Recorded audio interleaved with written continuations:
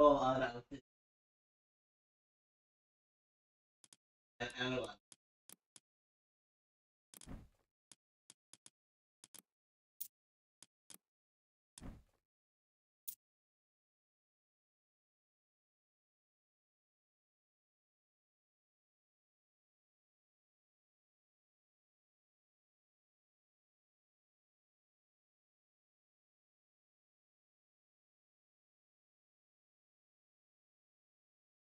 Else.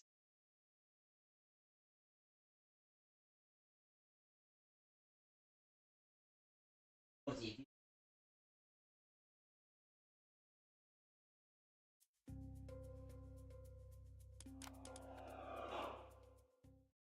And that.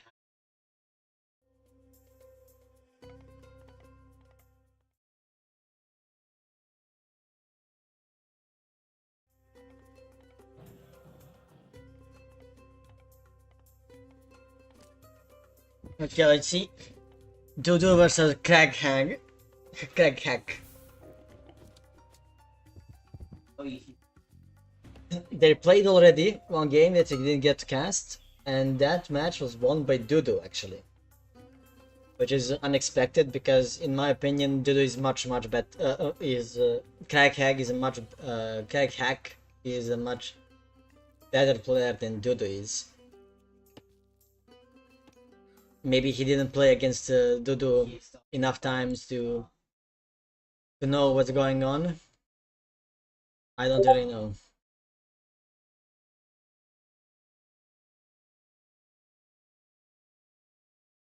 I check. He played Dodo 42 times. He's 25-17 against Dodo. Decent enough result.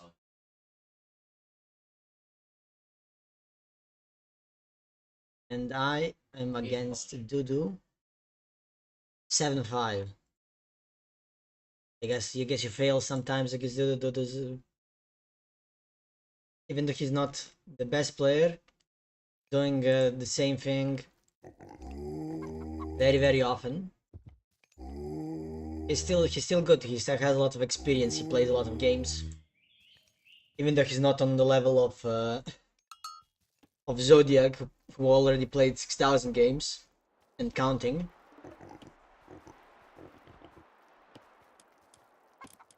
And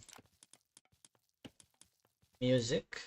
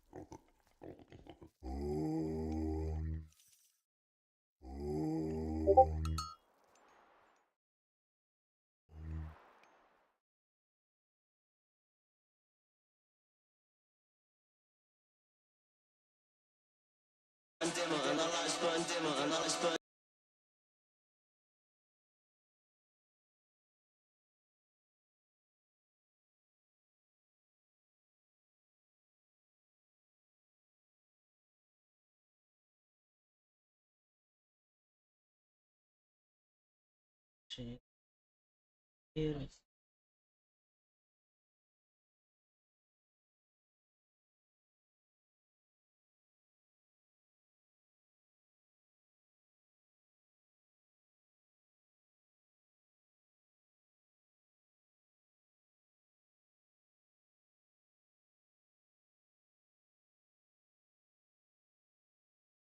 Okay.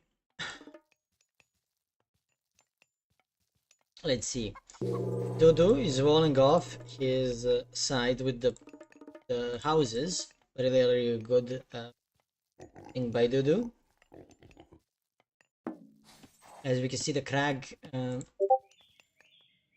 has opted out for a centaur play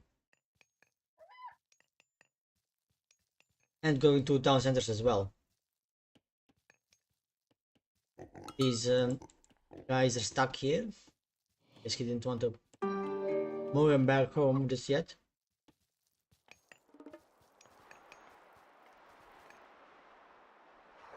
But there are 2 Onibites from Dudu. Dudu didn't go for early Plague of Serpent to waste the plague, you know, like he very often does.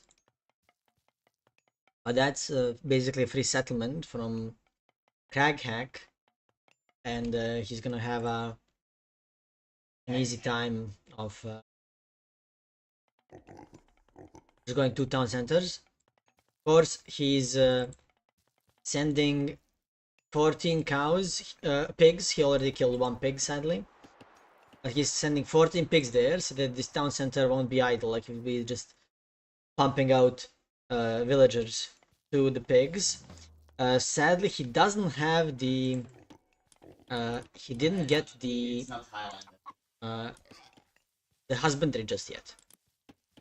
I think it would be better. It would be best if he got the husbandry now, so that these pigs can get slightly fatter and, you know, before they die. It is what it is. Oh, this is a really good relic. If you get this relic, you save so much on houses.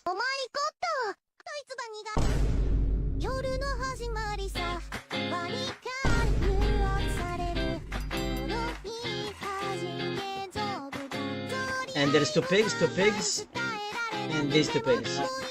There's 4 pigs that are coming here as well, on top of the 14 pigs that you already had.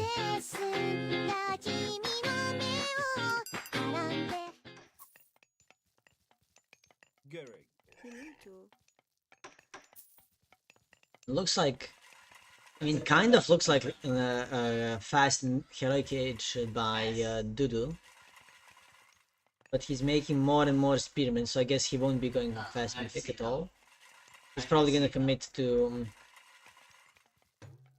the spearmen, getting a serpent spear for them. He's making some more Onibites. He could have been using this, like make one more. Yeah, like just sending these guys closer to your base. He could be also sending this guy to your base in this, you know, with like 3 priests basically.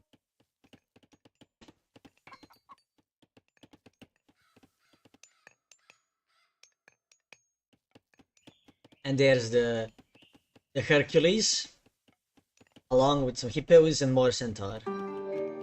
There's the cheaper houses. Sadly, this house was full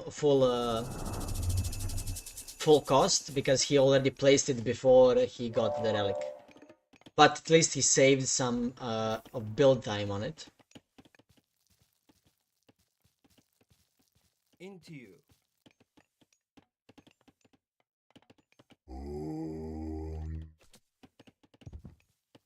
Okay, he's sending his saving his pigs. He got husbandry for them, and he's here on this forward hunt.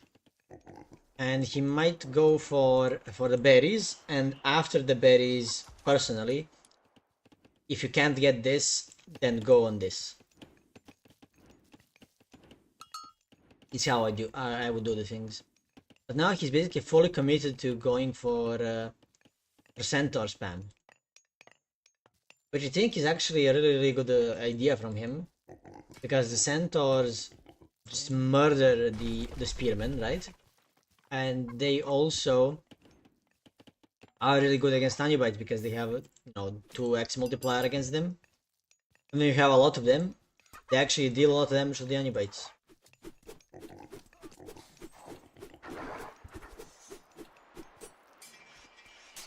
See how much damage they took just because of the specials.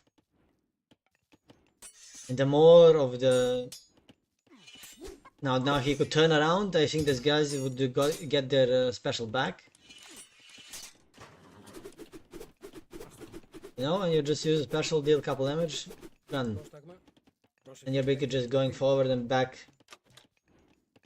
dealing more and more damage.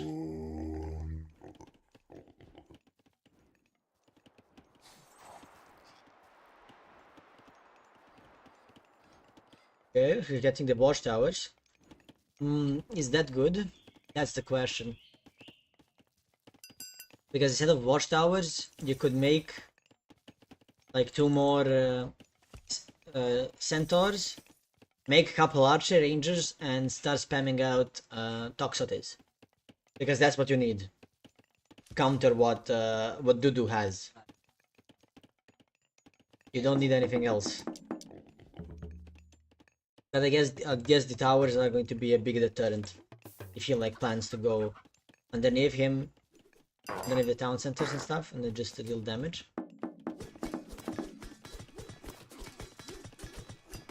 Yeah, he needs to be there with the centaurs, because centaurs are the only ones that can stop him from just destroying towers for free.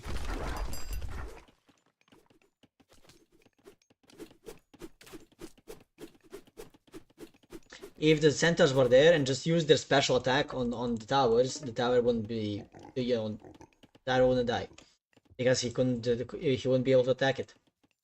Stand under it and attack it. But there's another watchtower from Crag, and I think Crag is probably the only person who does this. He does this also a lot with Norse, where he like rolls off the second gold mine, gets the tower upgrade, and makes like two towers on top of the gold mine.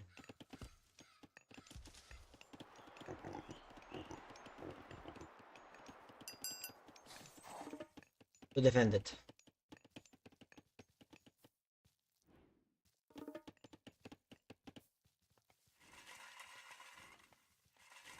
Okay, there's more hoplites, hippos, and more centaurs. Did he make a second?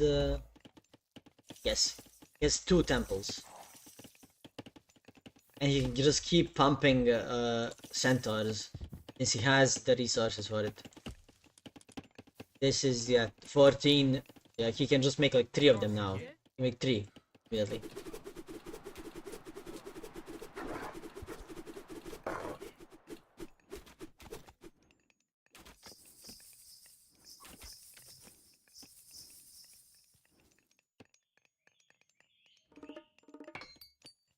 I don't know what he's saving so much, because having 3, yeah, okay, he's making 4 centaurs right now. And he also doesn't need that much wood, you know, and resources. He can just like, yeah, he's making farms now. He already has the armory, and he can start looking for the heroic age.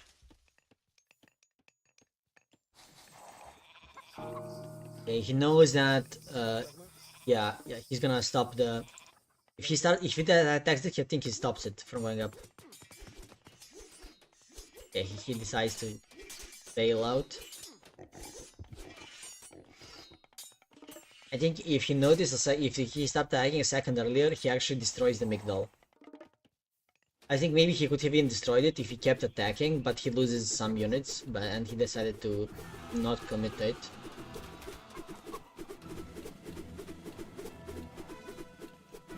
But just because of, you know, Crag has been on 2 town centers for so long, he has such a big lead at the moment. It's basically impossible for him to lose now. He's also getting Apollo, which I personally think it would have been better if he had Dionysus than Apollo. Like, he already has the Migdal here and everything. Like, what's the point of getting the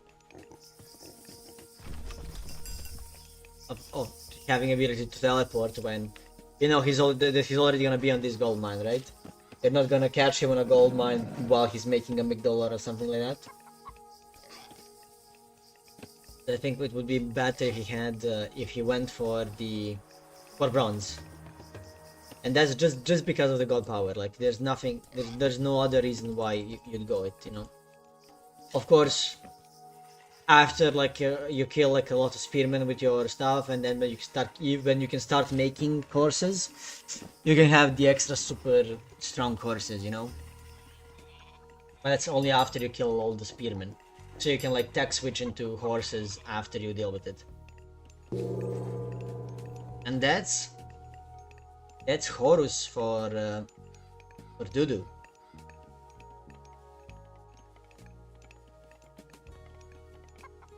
Well, that's kinda unexpected. Pessimistic age. The question is gonna be, is it going to be enough? These guys are tanky as fuck. Like, look at their HP. And if you look at Tornado, like Tornado, I guess it deals crush damage, and MIF units have like 80% crush. So you actually can deal a lot more to them.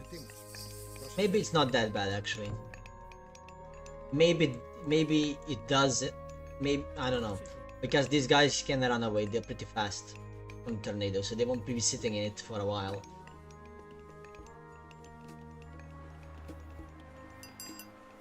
And there is Hera coming from Krag. I mean, Krag's pretty much in like, he's so far ahead when it comes to resources. He could be almost full population by the time they both reach mythical age. So he could be basically just so far ahead when it comes to units. And then I think that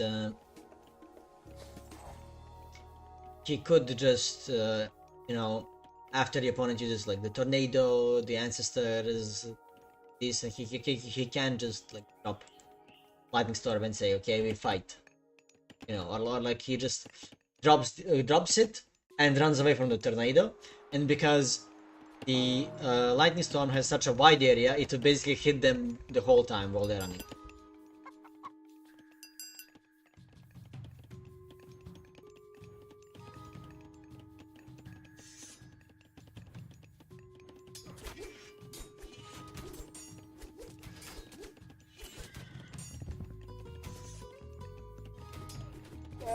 The area that Lightning Storm hits is so big, I think.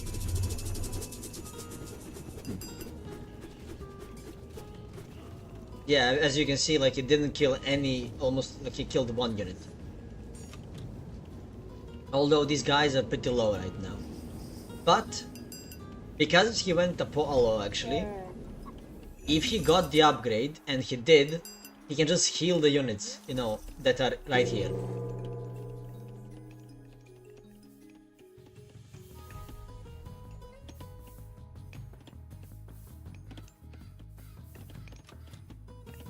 I wish that the Apollo healing had a bigger area. Like this, it's really, really small. And one thing to note about the like now his units and myth units are gonna attack faster. He's also gonna get the upgrade ability for Medusa. He's probably gonna switch into Medusas now. Instead of making all Centaurs, he's gonna be making all Medusa. And I think now he just, if he takes a fight, he just wins because of Lightning Storm.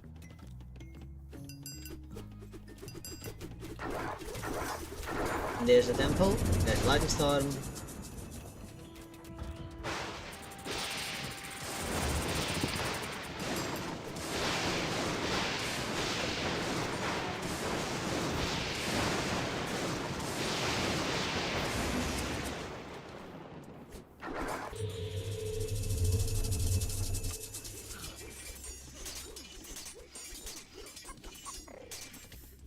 Well, that's kind of an equal fight for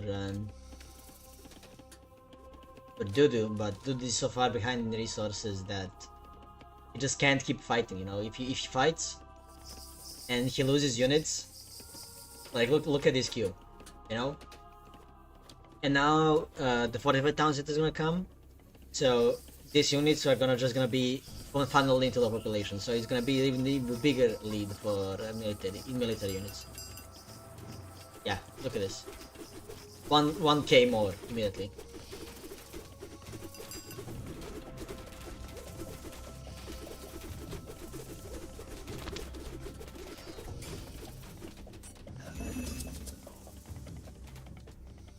I think that the mistake that Crack is making here is just not fighting. Like you should just go forward and fight, you know. Like there are these priests, but you do have units, you know. You can just tell them attack the priests, you know. You can use your ranged units. Like they don't have a better, they don't have a better target than to just attack priests. You know? Like he doesn't have a lot of chariot archers, or he doesn't have a lot of.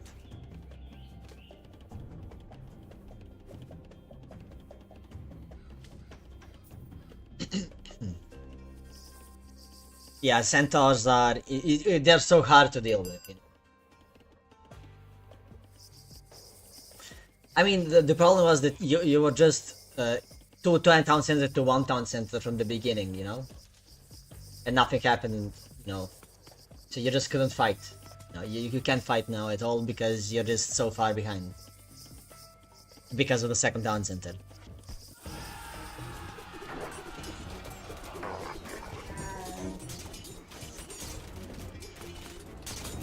And there it is. That's the game.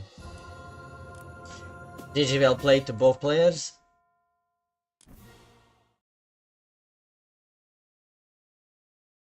Let's see who's playing next. Moose versus I'm Hope. Bionic versus Zodiac. Obi-Wan Shinobi versus Ronin. And 00000 versus Conquest. Punk Star Sammy Shimmers and Andrakla, Edgecrusher, Lazy Lizard. Okay. Really. See, are there any good games to cast is the problem. SJO in a match. Let's see. Apoy, Lizard SGO, and Gaia My Puppies, I don't remember who it was. Oh, you're playing? Who are you playing against? Dodo versus Bad Boy. Okay. Let's go. I need to set up my which one? I'm gonna set up the casting thingy.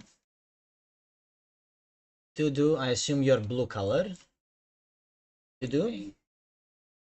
Dodo and Charles. The other guy is Bad Boy. It's Klaus. Okay.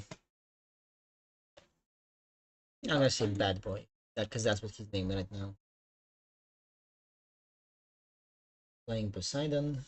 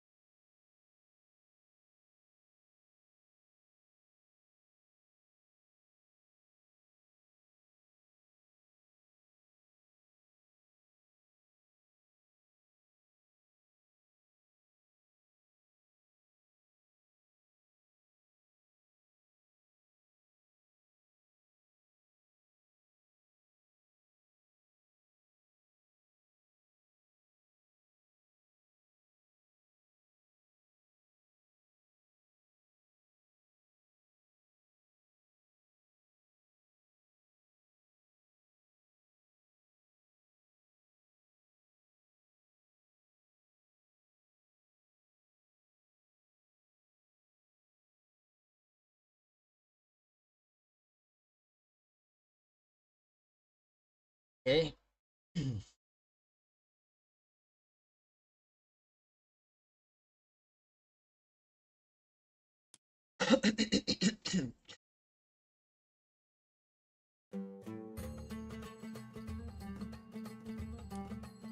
Oh, okay, I need to rejoin the game. That happens sometimes when you join a game too quickly. I mean, you immediately join the game, basically.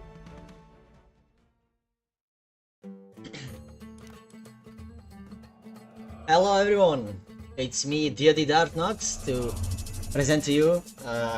I'm casting a game live right now of one of the best set players in the world. In my opinion, the best set player ever, DoD the Spartan. DoD is playing Set. Set makes set animals that have 75% of the food. He can also convert animals that are running around on the map to have more favor. He gets the God Power Vision, which allows him to see what his opponent is doing while sitting comfortably in his base without even scouting anything. And that's pretty much it. What we need to know about Set right now. The set animals are the most important thing. And in the top corner, in the red color, we have Bad Boy, also known as I'm Klaus. He's playing Poseidon. When you kill a Poseidon's building, it makes militia. He also has faster cavalry. His caravans and his stables are 30% cheaper to build. Also, the cavalry is faster each age, and he has the fastest hero in the Greek arsenal, at least until the Mythic Age. And also he starts with the lure, which makes chickens, and it lures animals from and goats from the whole map to itself, so that you have more hunt on your starting position without requiring just you to move.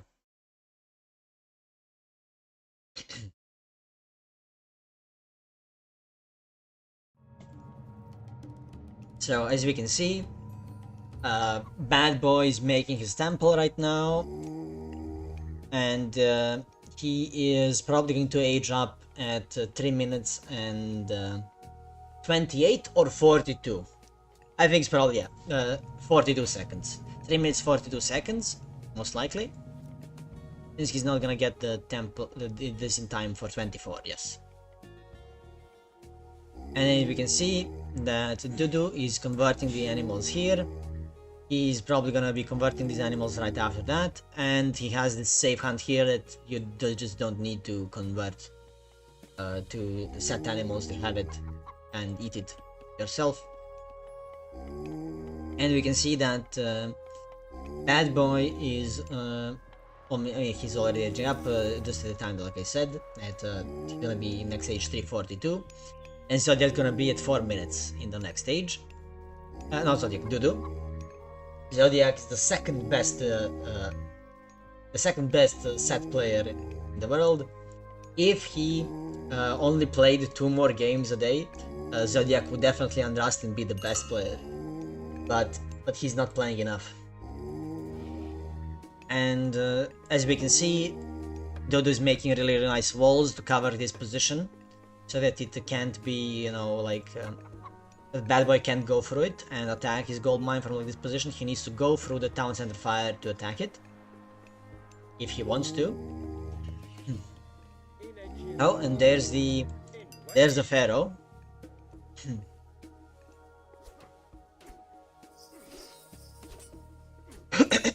Really well played by DoD. He's healing his priest while attacking this guy, but he's also an age down at the moment, so his animal basically doesn't deal any damage. Thank you for the follow. Is he gonna kill it? Yeah, nice. Really well played by DoD. He almost kills the Theseus without losing any of his units. There's the Atalanta. Now he needs to run. He needs to be careful because he's gonna lose the... he's gonna lose the Pharaoh.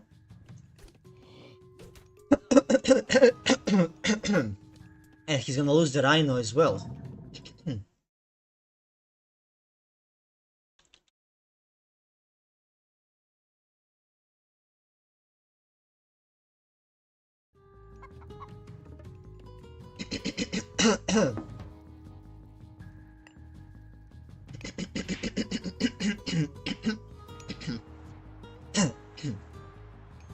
Okay, now he's running away.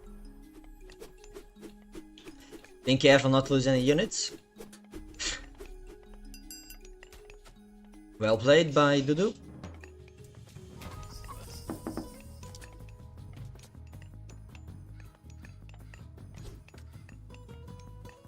That was an unlucky lasso on a gazelle. He should have just so he killed them all next to the town center.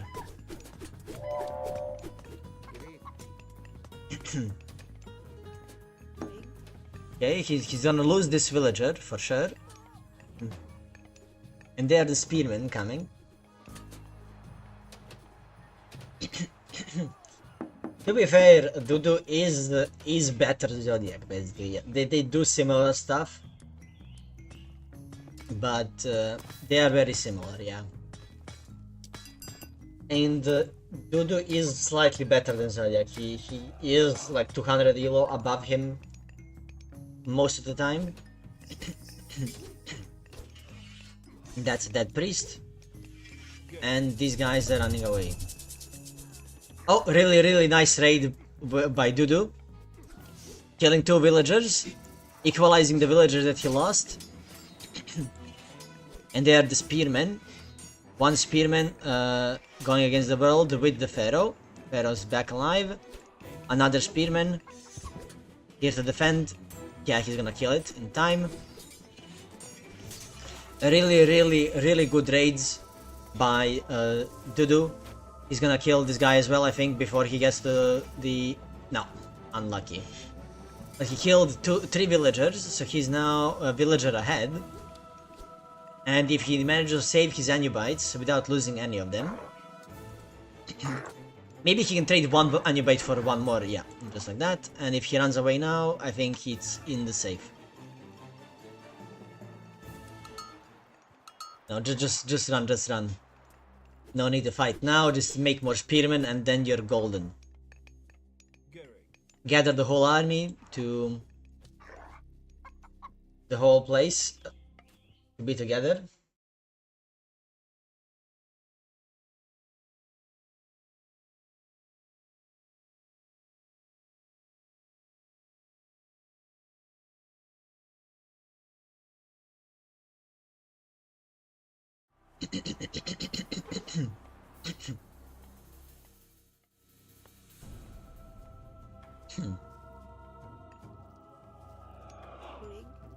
Having this granary here kind of hurts him because he used it so that he can gather this safer, you know, these like 2 berries that were here. But now that he's gathering these guys, like it's so far behind. He probably should have made a new one when he started going here. Really good by by Dudu, moving them back.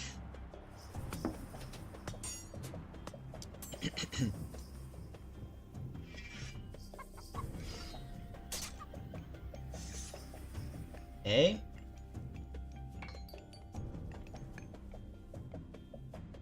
And there's more army by the Klaus.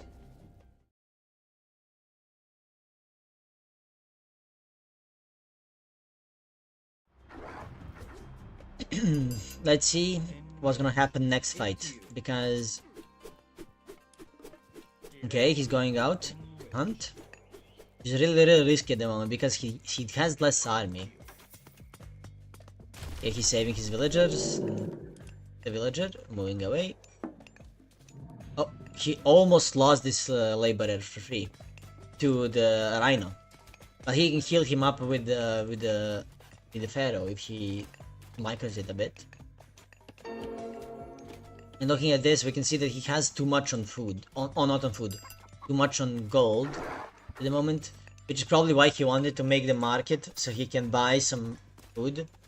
But he has some decent food at the moment as well. He can't just keep producing from the 3 barracks that he has. And in these barracks it's 10% cheaper because they're all under the monuments.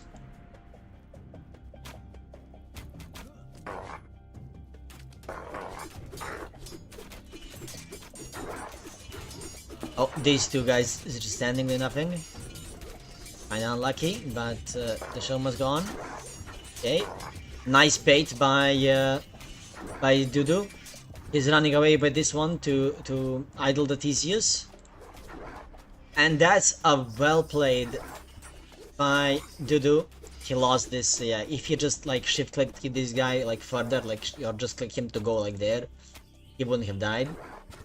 But I guess he clicked too soon, too close.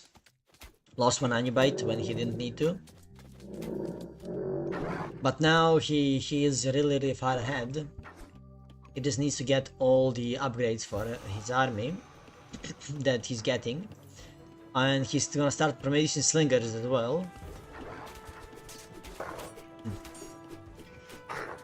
To deal with the Archibald that Klaus has made.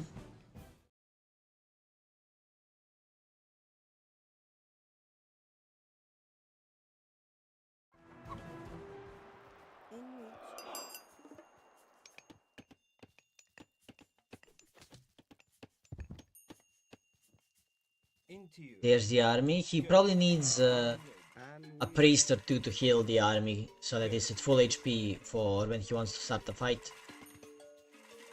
Because it would help him quite a bit if everything was full HP.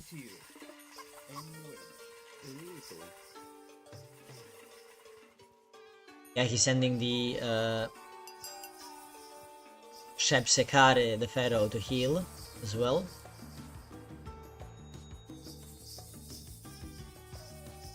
And they are the priests. Priests can also deal with the centaur, so they're really good in that aspect. Okay, he's moving the spearman to defend. Loses 1 villager. Almost loses the 2nd villager. Probably should have lost it if Klaus attacked a bit, for a second more.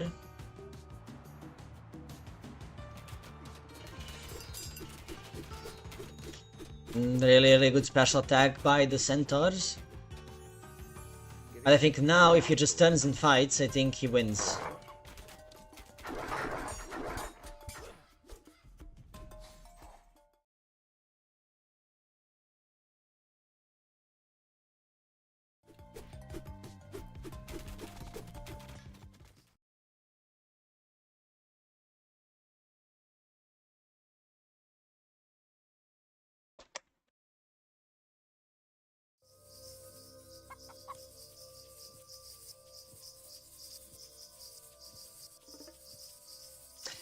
I think now it's looking kinda rough, but the heroic age definitely is gonna help him a lot for the next fight. And if he just decided to take this fight and wins it, I think it's safe to say that it's just game over because of the 2nd gold mine. Like, this guy can protect the 2nd gold, while Dodo has it. Oh, that's really big centaur. I mean, a centaur, but the special attack from the centaurs. And now it's time to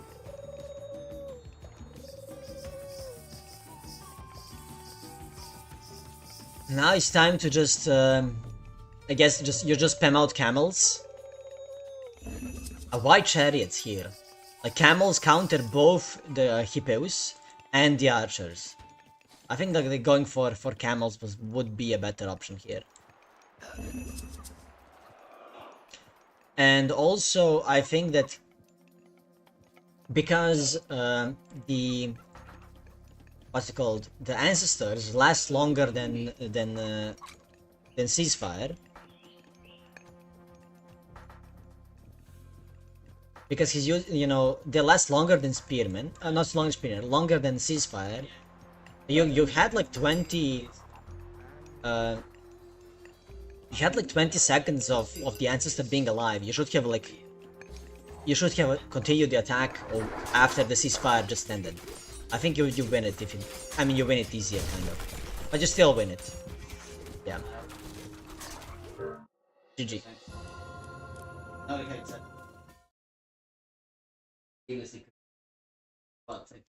GG, well played. To do the best set player in the world, as we all know.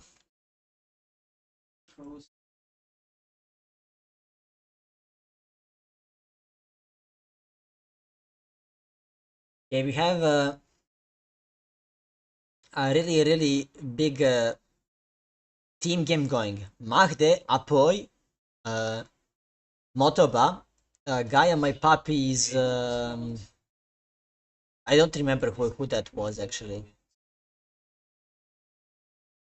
Whose account that was? It's someone from DoD, but I don't remember who. And there's No Brainer and SJO, all playing a team game together. And we also have Zukt playing again against Bad Boy. They just started.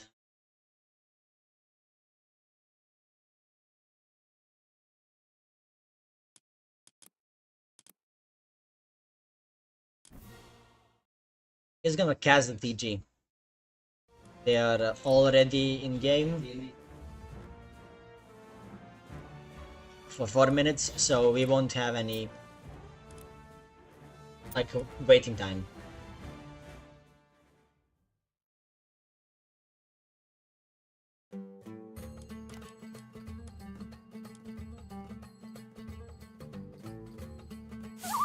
Yeah, that's some whack color choice for this. Yellow, and it picked the yellow and picked the blue. The light blue. So on the right side, oh wait, how is it spread up? So these guys are on opposite teams, Apoy and Magde. And Magde, Ezreal. Okay, so it's Magde on Loki, Ezreal on Poseidon in the pocket, and No Brainer on Gaia on the bottom flank. Then we have Gaia, my puppy, I don't remember who it was, but someone from DoD. On Hades, it's Motoba on the Fushi, and it's Apoy on Freyr. And there's like a billion stuff. It's gonna be interesting to see because they are so close actually. Like look at this.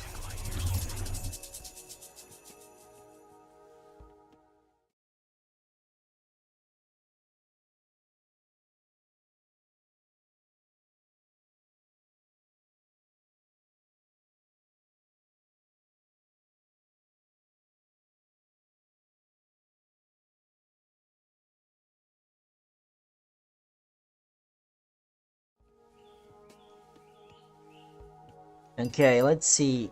Actually, let's try to be a bit faster. See what they go. I assume that the Poseidon will go for 2 town centers. Sure, you're in the pocket. You're far away from everything. You have this town center here, or maybe even this one. But let's see. If this one is like this is not. You can do nothing wrong. You can take it.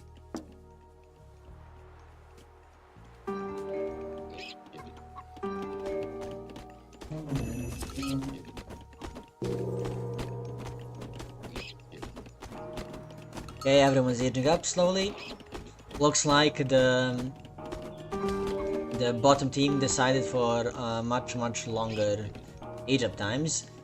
Both the guy player aged up at 5 minutes. Immediately takes the second town center with 2 hero citizens and 2 normal citizens. There's also the second town center from Motaba, second town center from Raya My Papi, and of course the second town center from Ergio. So the only ones that are on one town center are the Norse players that are standing right next to each other. Actually, there's immediately the second town center, not so fast, but second town center from Mahde in the forward position, right outside of the base of Apoy. And there are the... all my units from No Brainer, the spider layer here, to defend this position if Apoy ever decides to leave. And Apoy is taking his second town center now. He's gonna be about a minute and a half late compared to the town center of Mahde.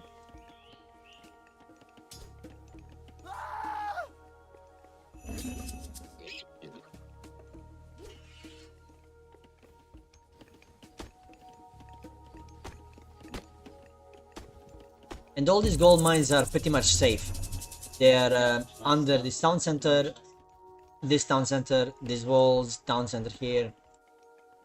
It's like that. It's all basically defended. But we can see that Mahde is going for like forward walls. He's planning to go. It looks like they are planning to force them to stay away from the middle, so they have much more resources for themselves. But there's plenty of gold in the bases of all three players to go for a boomy game, you know. Like you even like if they get like all these golds uncontested, which they will because it's all like walled up and defensive, so it will end up being a mythical age fight for everyone. And looks like it's going to be a third town center for our boy. So it's going to be 6 town centers for the side of No Brainer and Mahde that have more map control, and it's going to be more town centers, one more town center for the guys on the left side, Motaba, Apoy, and Gaia My Papi. I don't remember who it was. So the first player to reach Heroic Age is No Brainer, and right next to it, right beside, you know, after him, Gaia My Papi reaches Heroic Age. And there's the fortress coming up from Gaia My Papi. Right next to him, he's starting gold mine, and he's making the market and making sure that he can, you know, switching to the second gold mine.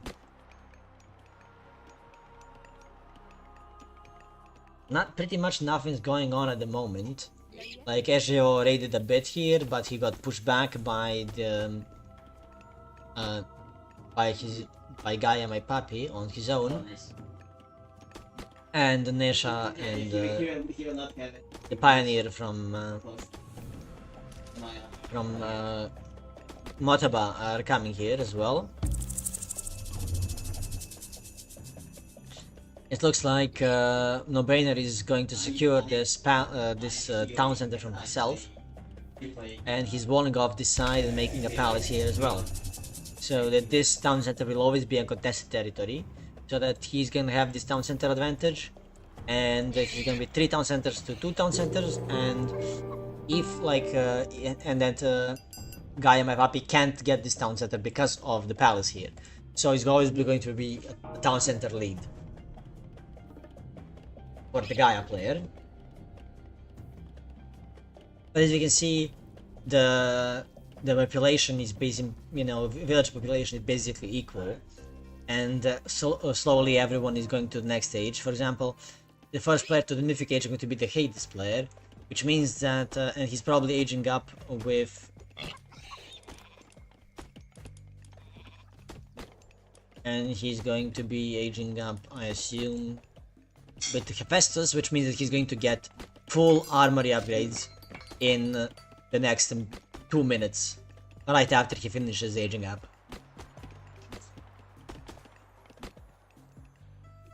And that will give him a really big lead on the technological side of the game, so he might be able to.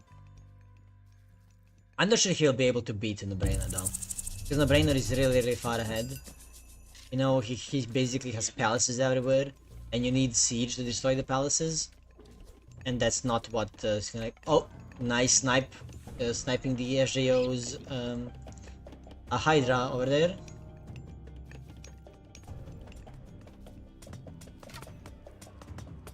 There's the AGO planning to raid behind the other players. There's the towers from Motaba. And the defense from Apoy coming in. This side. There's the... Oh! Stymphalian Bird coming up from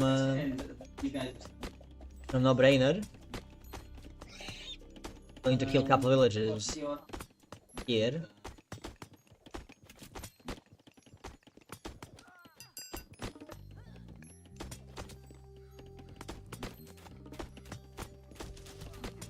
That's killed 3 villagers but says 2.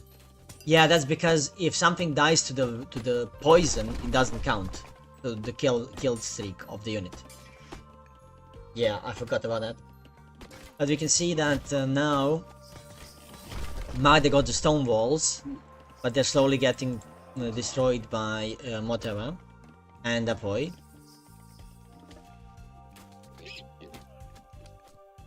Couple archers getting lost here. Now full bronze for the Hades player. Probably gonna have full iron soon. And a lot of other players are also going for the Mythic Age. Bushi is going to the Mythic Age, and SGO is going for the Mythic Age. SGO is probably gonna go capacity as well. I don't see him going for the Artemis.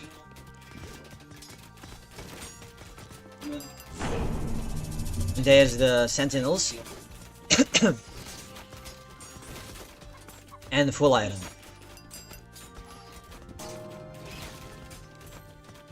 Let's see what they're gonna do.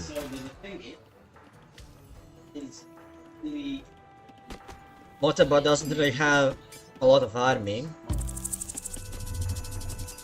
And I think he still needs to start making an army to help. I think he's gonna go for full target cav, get all the upgrades for them.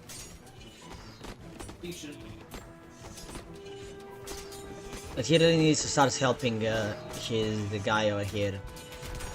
I guess to try to stop the raids. There are the White Horse Cavalry, and soon he's gonna have the the Tiger Cavalry. The Tiger Cab. There's the siege, destroying one palace and the other. Lapalize. Just wailing on it along with the Colossus. I think that this is now that this raid has been defended,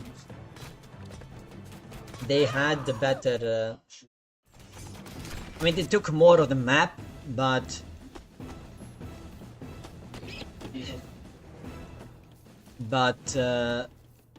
these guys just boomed better, you know. SGO, I think he's probably getting, he's getting full iron now, and he's just spamming hippos. I assume that's because he doesn't have that many palaces. Like how many? He has 2 palaces and he's spamming hippos. Like stop, like just destroy these 2, you know, just stop the hippos and start making and just start making the unit that you want to be making, and that's the goddamn Hataroi. Even if you don't have the lifesteal, Hataroi is still better than hippos. Oh, where was that used? And there's the ceasefire. Oh, it was used here. Yeah, it was used here. He sent all these guys into the forest protection.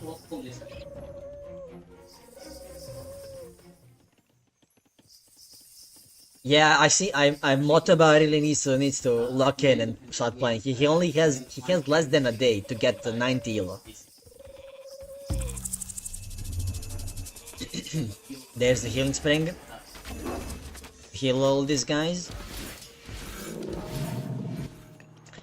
Okay, and now he got the healing.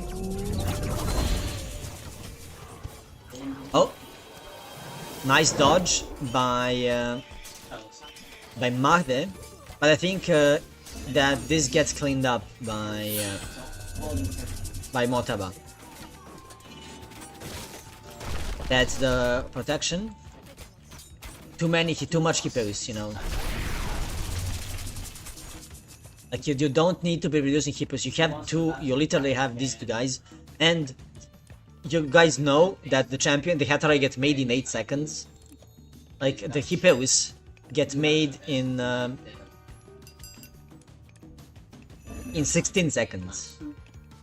These guys get made twice as fast, right?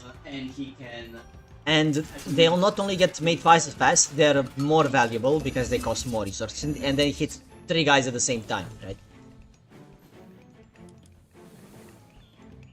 So they're just so much better than hippos. After you get all the upgrades, you should never and of course he also got the upgrade for them, which makes it so that they deal much more damage, right?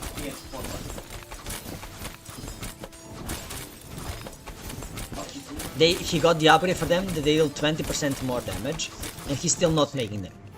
He got the Olympian weapons, which increases the damage by 20% and increases the damage to MIF units by 1 multiplier, so doubles the damage against MIF units. I think that's a big mistake by Agio. Not making Hatari. Committing to full hippos for no reason.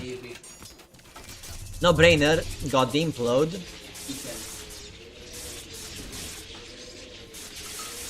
Sadly, implode only does 100 damage, so it won't kill the Chukunu. Implode can't kill heavy Chukunu. Damn. Implode can't kill heavy Chukunu.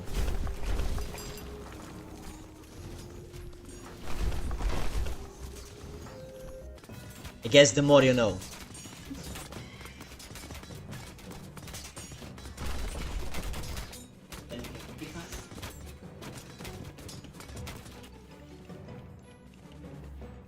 Okay, he started making Hatteroi. He's only making them from one palace and not from the other. Like these guys have a separate queue. You can make Hatteroi at the same time, you know. And they get made so fast. Like there's no reason to be making these guys if you can make Hatteroi, you know. Yeah, nice. Okay, let's go.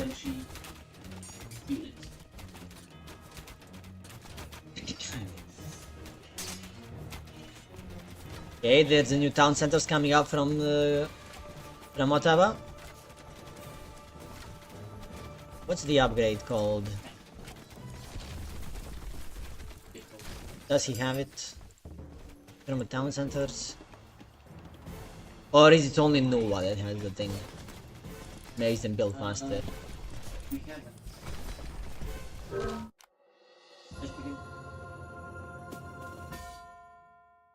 Keep points.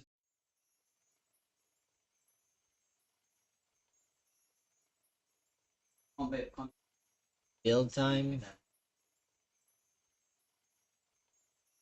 I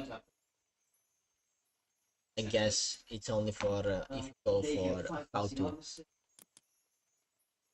Team 2 victory! GG! Motaba wins an unranked custom team game. Well, he needs to be grinding to get to 1800 elo.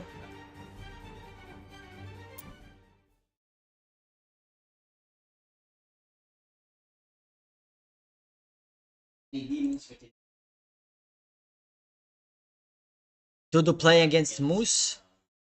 Mati playing against Saga. That's like 500 elo difference.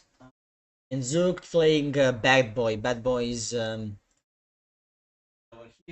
let's join the DoD. DarthNox. Hello. Hello. How are you guys doing? I just casted your guys' game. Let's go. It was a boom fest kind of. Yeah, nothing This is a happened. boring game. 20 minutes. Are you still streaming? I'm still streaming, yeah. Okay, nice. Are you guys gonna play more? Or is Motaba gonna play 1v1s? He has I less play than... more here. I warm up here, then go once. Yeah, okay. You know that you have 22 hours to get to the to Why are 1800, you you know? laughing, you fucking Frenchie? You get it, man. You have I get it. you have 22 hours to get to 1800, you know? I get it easy, bro. I trust No you, I trust problem. you. Are you If you guys give me gonna... like $50, I can snipe you and just resign every game if you want. Okay, deal. 50 euros. Okay, deal. Are you guys Pretty good. gonna play more team games? I send you my people. Yes, we are. We need a fifth. Oh, no brainer. I'm gonna invite him. Oh, it's offline. Fuck. I see crack hack online. I'm inviting everyone. I'm gonna cast the game if you guys find someone to play with. Yes. How about Good. you come to play, bro? Like, Nah, you're- I'm my Twitch title says casting some games, so I change can't your play. title. Hold up, I am DoD moderator. Let me change your title. real quick. I can't play, you know. I'm casting games. Is my title on both DoD Twitch, my own Twitch, and DoD YouTube. DoD Twitch is the one that counts. It's a lot of things to change. Okay, how do I change stuff? What the fuck? I think you can't change the regular moderator. You need like lead mod or something. What the fuck? No, bro, why am I moderator even? Like, if I cannot change the fucking title, bro. I'm gonna change the title back if it changes, you know. You can't fight Just the go back streamer. and forth. You can't fight the streamer. Okay.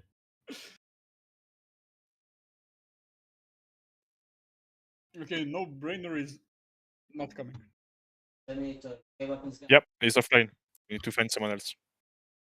Maybe Papa Jafito wants to play. I don't know.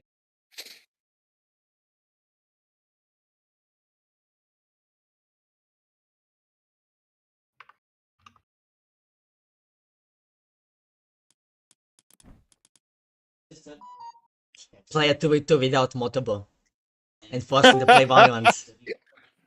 Oh, who's here? Apple. Yo. DoD Apple is here. Let's I'm go. not believing. No way. No way, Apple here.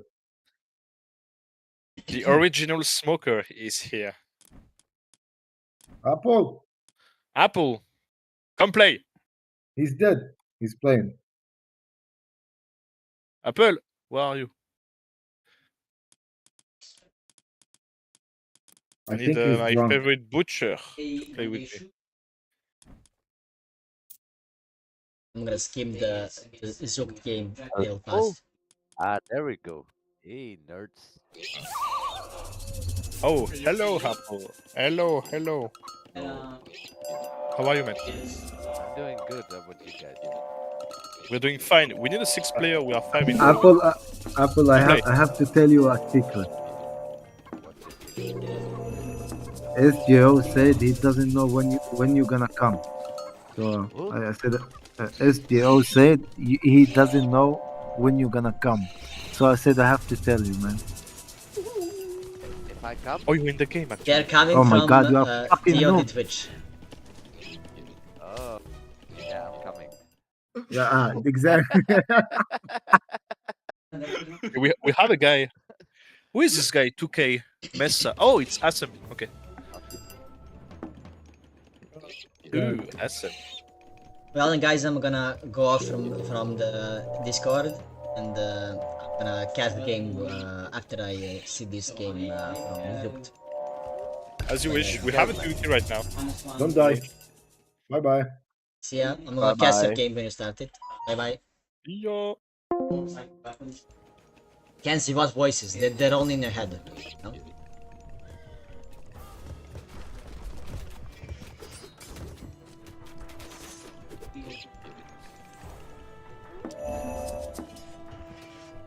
I can use a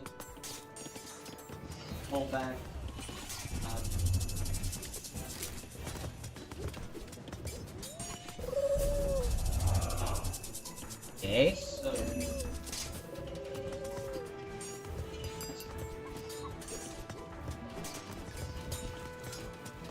Let's see what's going on.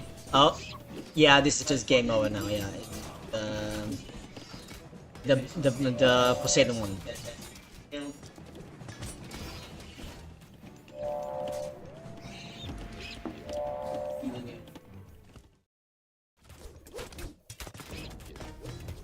Okay, actually, he somehow he's back in the game. I guess he made these guys on the side and just destroy the town center here. Then the game looks so over. I guess, yeah, the mistake was he went for Mythic Age. This guy went for Mythic Age. While, you know, while he was like, instead of just fighting, you know? If he was fighting the whole time, when he got like that big fight, you know, in the here, I guess we were skimming too fast for it, but he just kept fighting. If he just kept fighting, he basically wins on the spot. And there's the Mythic Age over. Stopped. He denied it. Big. It's so big. Yeah, actually Zooked might win this. It was over on this position. But I guess he went for no reason to attack this town center with his whole army instead of standing and fighting like this position this position, you know? He could have just used this, like, you know, make like 2 Petrobolos and have them attack this, you know?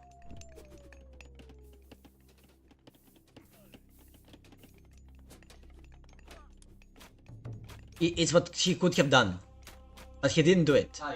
And now he's you know, he didn't get Mythic Age, he didn't get full bronze, full iron. And now he's like, he has bronze up, you know. He's fighting with like copper against bronze weapons and copper full, you know. And there's Hecate coming from Zooked. Bad boy is Klaus. Okay, there's a second palace here coming to deny this. There's a palace over here as well. Okay, there's the town center coming up from him again.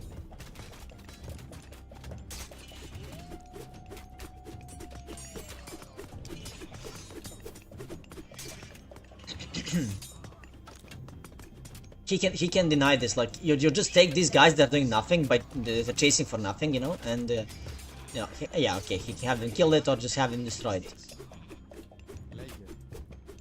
Okay, he's making Petrobolos.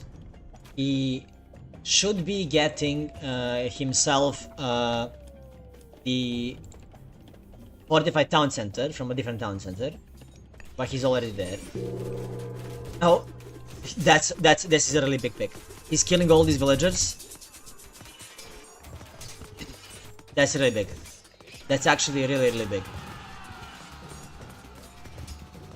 And he can get full iron.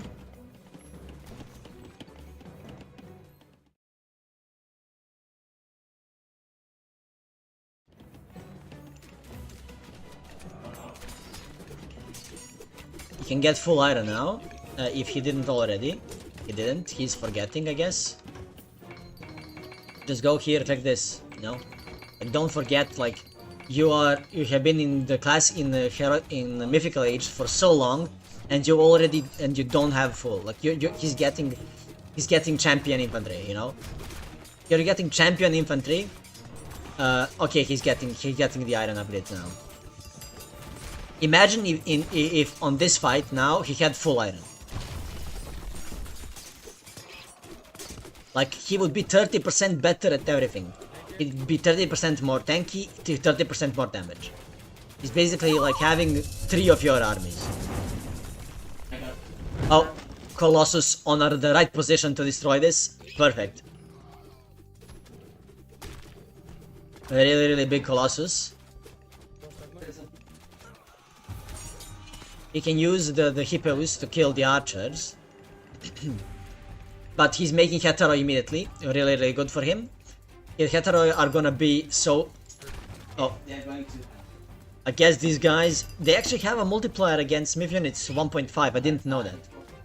I thought that they were flat against Smith units, but they're not. They themselves have considered that a Myth unit, I think. Yes. So the heroes kill them really, really quickly if they are attacking them.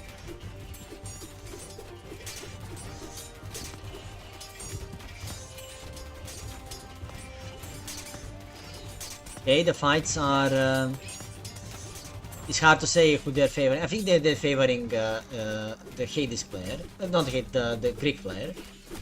And now when the Heteroi get to the backline, it's Klaus.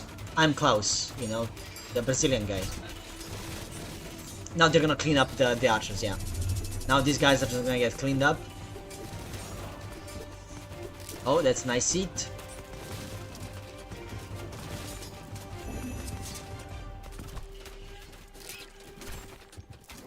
More Heteroi, more Prodromos.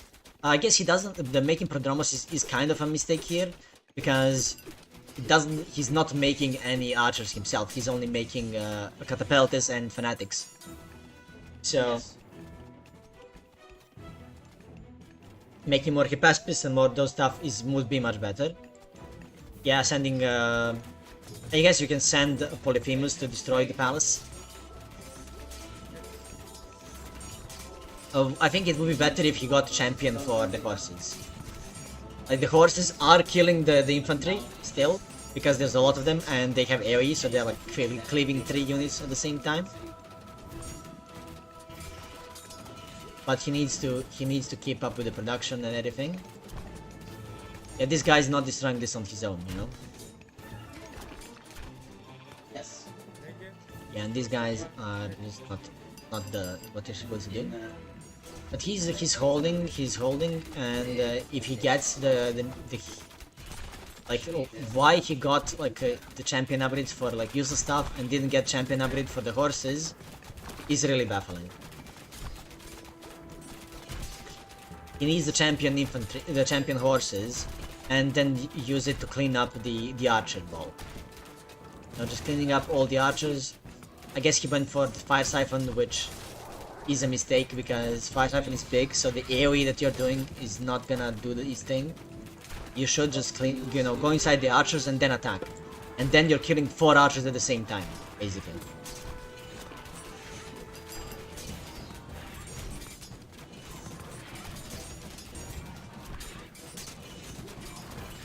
Yeah, just like, you're making these guys come out, and then just have them attack.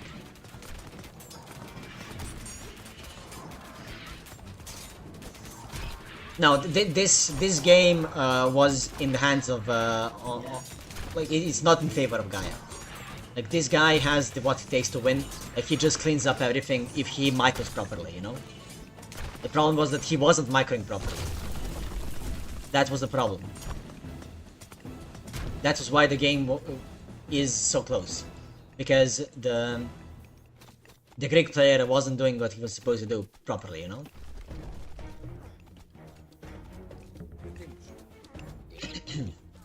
Like, these guys can clean this up so easily, you know. Like, you should be able to use it to just clean up the army on repeat, you know. Like, why is he raiding? Like, what is he trying to do is the question. Like, and now he's fighting, basically, he's fighting the anti-cavalry with his cav, instead of just using the whole army, you know. And he's doing this. The Greek should win, is what's the thing, you know. The Greek player should win, but he's playing this poorly, you know. That's the thing. He's not playing it that well. And he now lost like 10, he lost like 8 Keteroi for nothing, you know, here.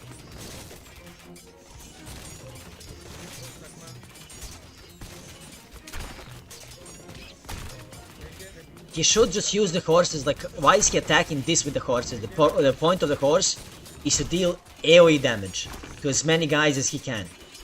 To see like this. that's basically, you know, you have them attack the archer, and then when it's attacking like 5 archers at the same time, it's paying off. It's just so much. And then he has the Hippaspist to deal with the catapultis, and because Heteroi have such they have high pierce armor, they can tank the Arcus really well and kill them. And when they kill them, they are still dealing a lot of damage really well to the Catapultis and the Fanatics, because they have AoE, like they are attacking 3 units at the same time, right? And your Hippaspists are dealing with them really well on their own.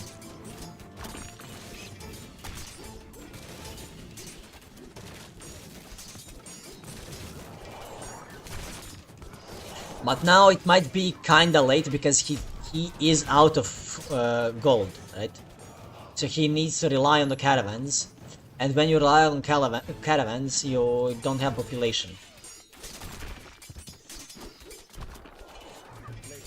Which we're seeing, like he hasn't been full pop the whole time. And the problem was he didn't have champion cavalry this whole time. He didn't have champion cavalry at all. And he had champion infantry, like immediately, after he got to the next stage. And he was also really late with the iron upgrades.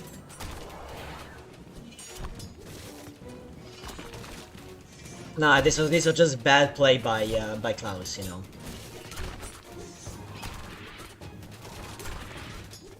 Just bad play by Klaus. If I was playing this in Klaus, I would have won.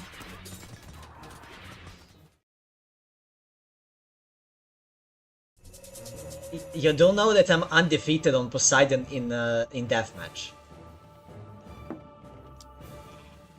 In deathmatch tournaments.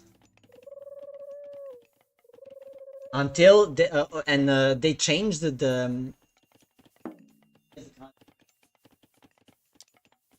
they actually changed how Poseidon works because it was so overpowered, you know. And then when they changed it, stopped playing because they changed so the Heteroi doesn't have AoE. Like even 1.5, like it has 0 AoE at all, it only deals more damage to buildings and has more HP. Is what they did, basically.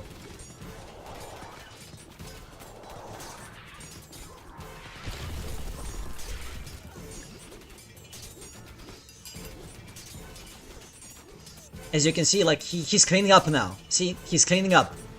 Even with all these buildings and everything, he's cleaning up. He just couldn't clean up properly on time before. Because he was all the mistake, because of the old mistake he was making. Now look at this.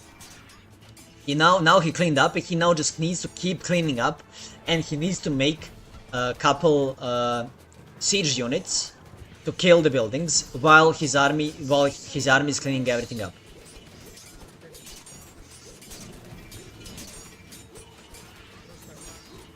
And he's chasing like fire siphons, like don't chase fire siphons, like just kill everything else. Like fire siphons do nothing.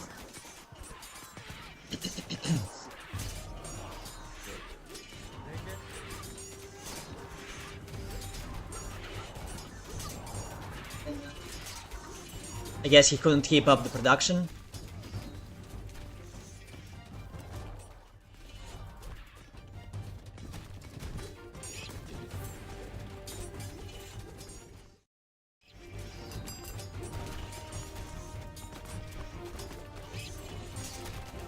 And now this is getting cleaned up by the archers, because he only has like Hippaspists.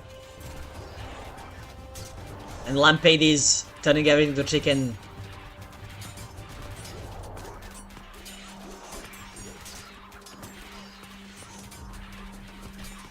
Yeah, tomorrow we are seeing Greek buffs 100%. I'm sure of it. And Lampades are really good, and especially since he has Heteroi are valuable units, so each 15 seconds he like transforms a Heteroi or a Hippaspis into a chicken. As you can see, he's turned so many units into chickens. And he also, it also has the ability to use Chaos on a unit. So it's really, and now he's fighting under a billion fortresses, a billion towers.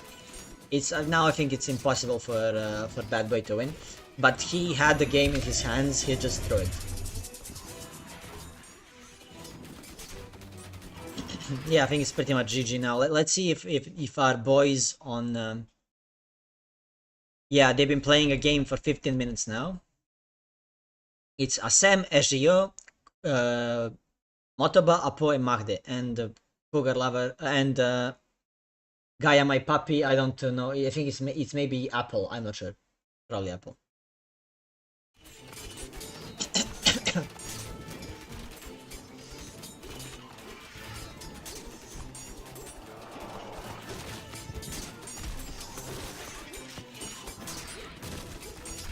They're gonna see this game and say, damn, Gaia needs buffs. This Poseidon guy, he had the game, but he threw it because he played bad. Gaia needs buffs, since we are buffing Greek as well, so we need to buff Gaia as well, you know?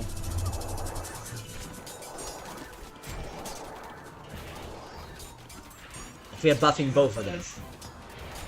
Since we are already buffing Greeks, let's buff Atlantean. Let's buff Gaia.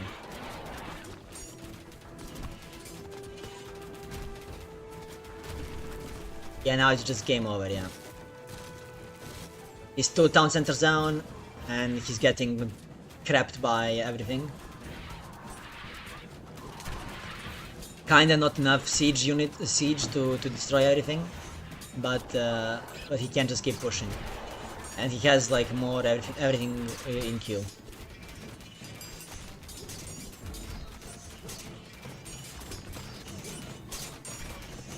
Look, so many chickens, yeah, a lot of chickens. Yeah, this game is over, there's nothing to see. Let's go and see the... Yeah, we need to nerf Ra, to be honest with you. We need to nerf Ra. But not nerf Ra, but nerf all Egyptians specifically to what their barracks units were before they buffed them. And that's pretty much it.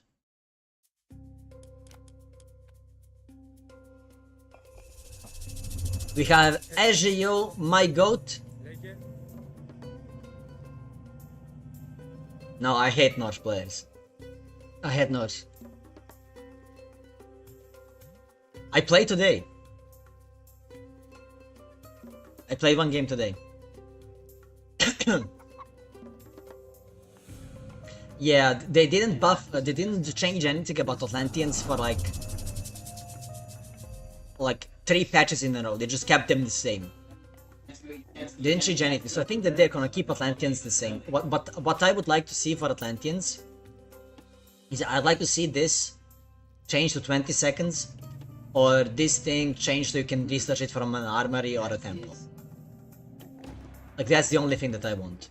I don't need anything else. I just want this to be changed. To be slightly better.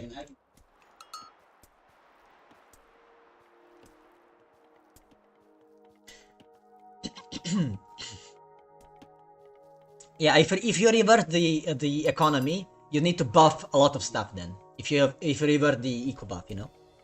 Yeah. You need to buff a lot of other stuff then.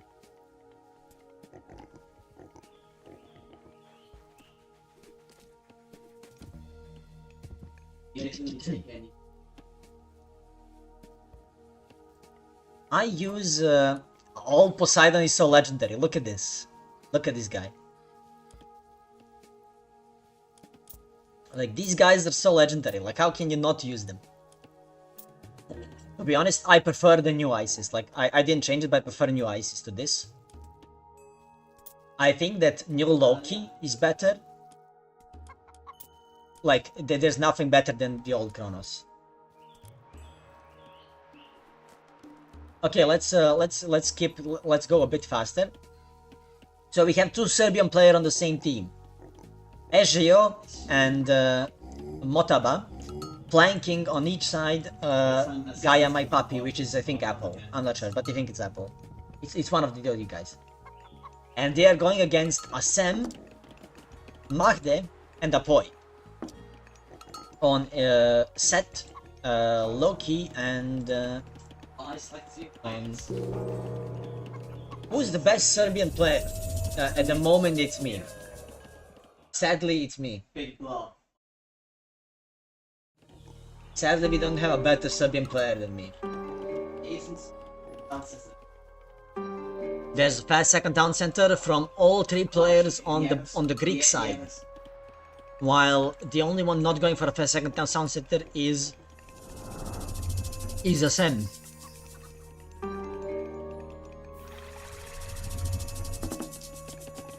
There's the raid. No. Kills 3 villagers of SJO. Really big raid by Mahde.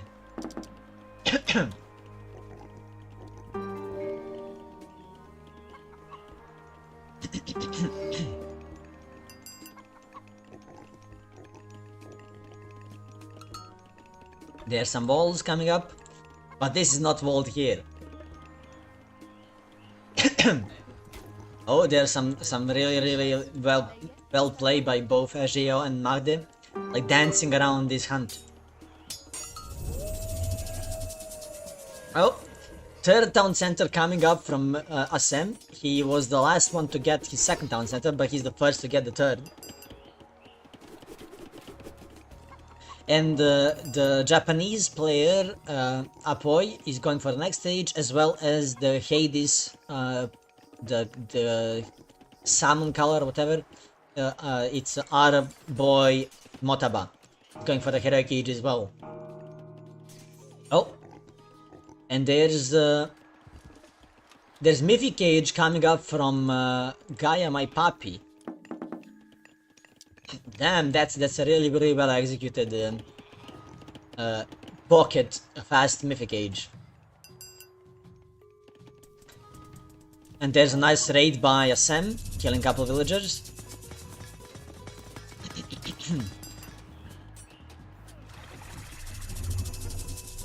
And there's the fortress, the forward fortress, the Citadel town center, and of course Migdal.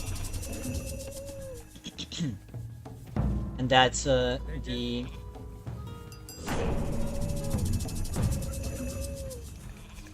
okay. Let's slow down now. Now stuff's going to happen. Let's go normal speed stuff. Speed 3. There's the underworld under the town center. That Helipoian Colossus need to be sent there immediately to destroy it. And there's a big clumped fight over here. SGO in the classical age,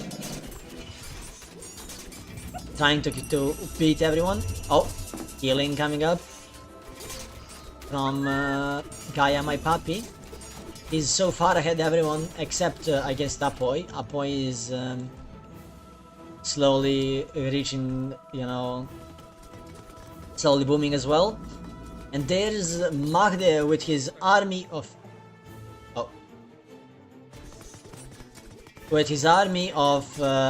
Hersir and Anheri, just destroying the town center of SGO. And it's looking like they destroyed the town center, but they're probably gonna go for a second town center as well here.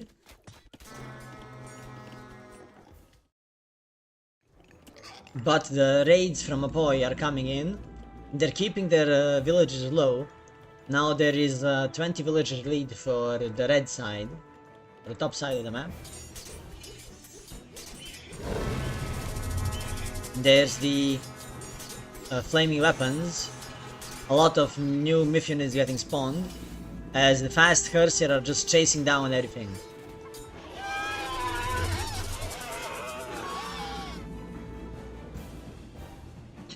He lost a lot of ills, and he's probably gonna lose some more to these 4 Narginata riders. They're coming up.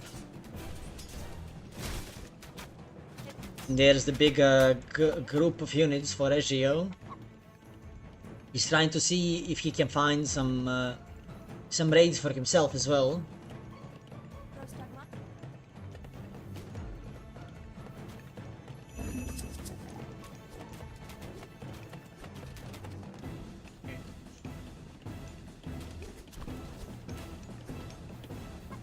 Okay, he's spreading well. He's gonna find these dwarves over here. Go to the back. And attack move. Nice. Well played by SGO to get this pick. Very, very needed. But he's just losing town centers. And Magde also took his former town center. This looks like it's basically trading villagers back to each other. Trading bases. But this is going down for sure. And SGO is gonna be left without any town centers. While it looks like on this side, Motaba's just getting demolished by Apoy. The only one still kind of alive is the only player in the Mythic Age with full iron, but everything else is on heavy, and he's trying to retake what what SGO lost. But looking at the military value and military population, he just can't do anything. The raids from SGO are slowly dwindling down. Couple of units getting converted. Defend. But this army is just so big. And it's gonna spawn, if the fight keeps going, you know, it's gonna spawn a million new myth units. And I think that like Magde by himself can just end this game. Like, Asem doesn't need to do anything, he's like so far behind, but the other two players just have so many myth units, so many of, you know, of everything. You know, there's a siege going on here, chasing down the villagers and everything. He's just looking over and over. There's the sword, killing all the backline of them. There's the drums going on to kill a lot of units as well. But it looks like it's somewhat equal now in this fight. Like, these guys are not attacking, but all the Hippaspist and the Hippos are doing good work. But just looking at the situation on the map, even though now they're militarily equal, they're just down in town centers. Like they only have 2 town centers combined. Motoba's base is basically under siege. He has everything, you know, he's like, he's hiding all of his units, all of his villagers, just not gathering resources. So even though they're kinda equal in the army population and everything, they are going to be getting slowly further and further down. But the game is not over yet. They can try to rebuild. SGO himself, even though he has 0 town centers, he has 56 villagers, so it's not over just yet for him.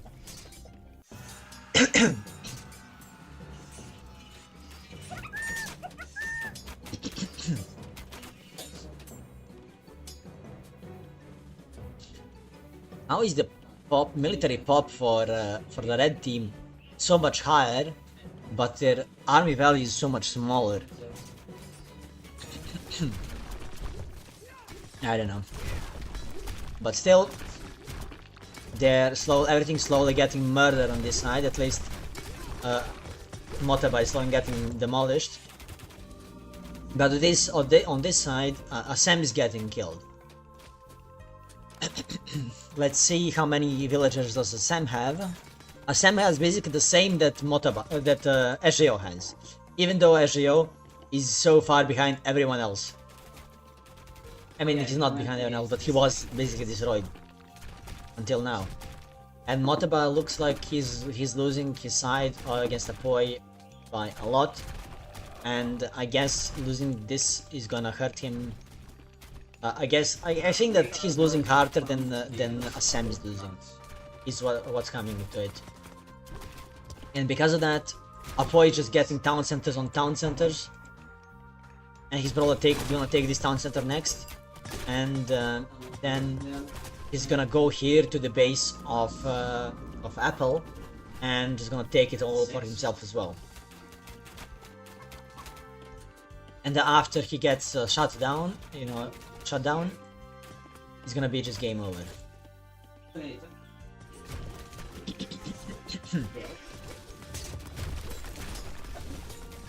There are the villagers dying. Slowly sieging everything.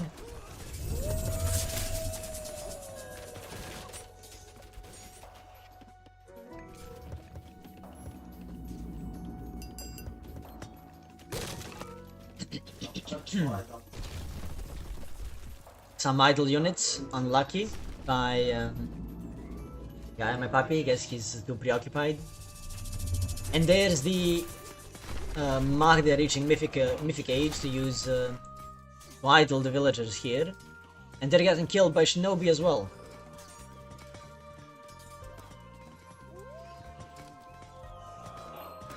Yeah, the wolves are doing really big things here. All of these guys are gonna die, I think. Most of them at least. Maybe one survives. Yeah. They're now 80 villagers down. They're down in military. They're trying to do stuff, but it's just not enough. Because this is what's coming to their main bases. This is gonna come and clear everything up.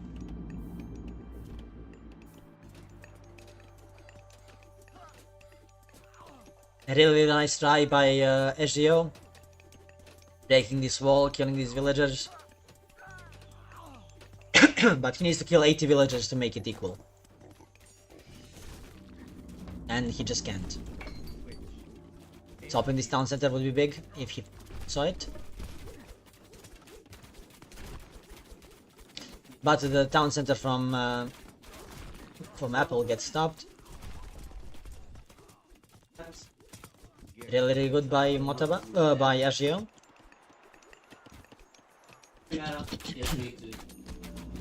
But this is looking like it's just game over. There's nothing, no one to stop a boy. And they call it. GG, well played.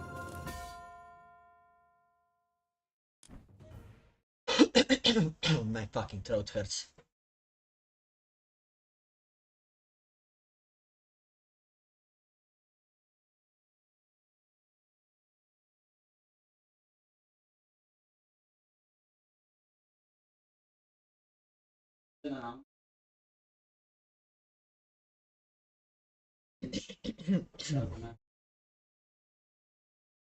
Let's see, is Motobo gonna play some more TGs or is he gonna play 1v1s? The question.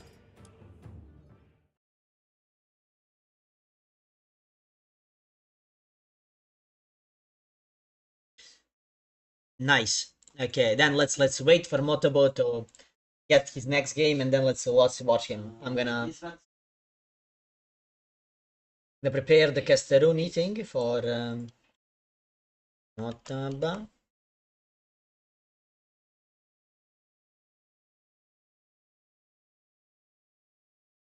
Motaba versus the loser.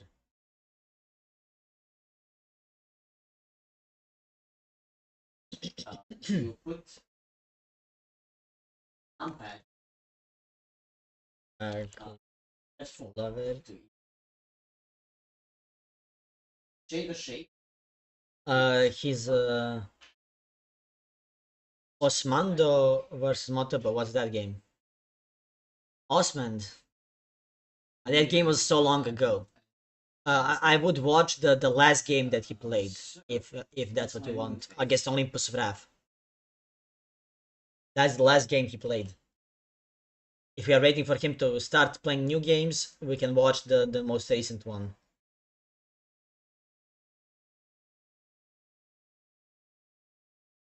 Dudu versus Saga.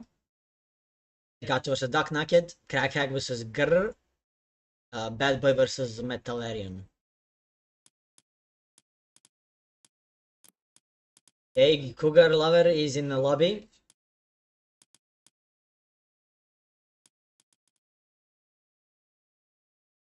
Yeah, Dudu is playing a game, yeah. I casted one of Dudu's games. I already casted one of Dudu's games.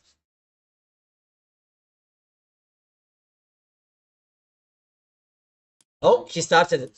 Motobo started. He's in a game.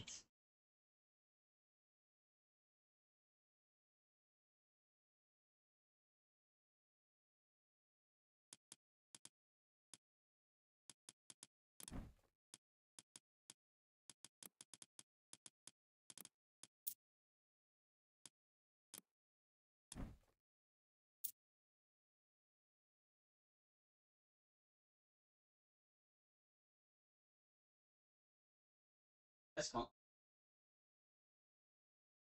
Well, guys, Dudu is the set god. He's the best set player in the world.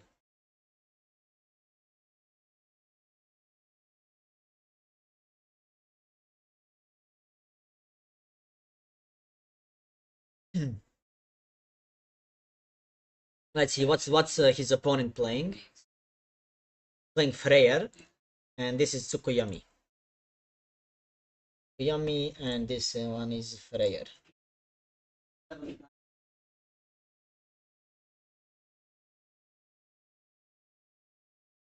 One more minute until we get into the game. Who do you guys think is going to win? Is Motobo gonna win playing Tsukuyomi, the most broken god, or a 1300 elo Freyr player?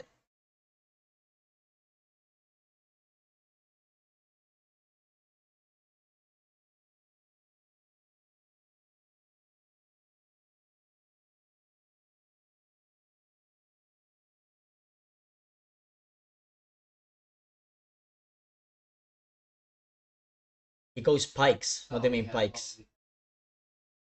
He goes fast heroic cage while making like 5 raiding Naginata riders with two of the guys of the foxes, isn't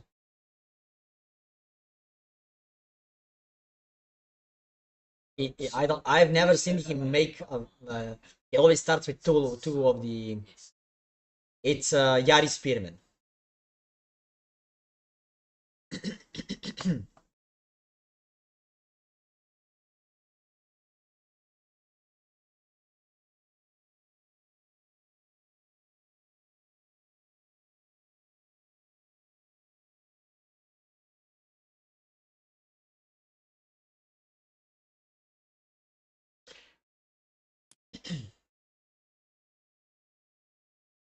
There we go.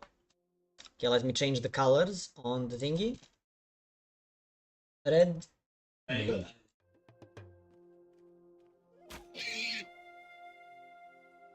Hello everyone, and welcome to the Motobo Gamecast, where we are casting. Wait, he's playing Shenong. He's playing Shenong. I thought he was playing Tsukuyomi. Well, he hasn't been playing his main god, he's playing Shenong. So we are looking at Motobo at his way to get to 1800 elo. He's playing against he's playing Shenong for one of his very few times that he played it, and as we can see, that's actually the wrong one. Motobo's always gonna be on the left side.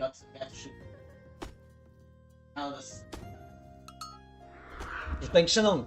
Shenong gets a free MIF unit after getting some certain amount of food of favor. His farms are available immediately. He always gets all the farm upgrades for free. He has god power that makes farms gather 30% faster and immediately get built. And he also heals MIF units when they are inside his killing zone, you know. Inside his favorite land. On the other hand, we have a Walrus playing Freyr. All Freyr stacks are 50% cheaper, and they are researched 2.5 times slower, but they're half, you know. And repairing your buildings and stuff He's free for Freyr. He's Golden Burst God Power. He defends all his TCs and everything. And he can also repair with normal villagers. So, in this matchup, it's very, very favored for the...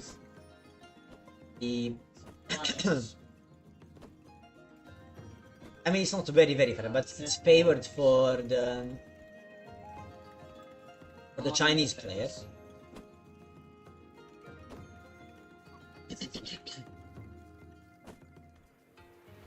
So, in this matchup, it is favored for the China player, but it's less favored for the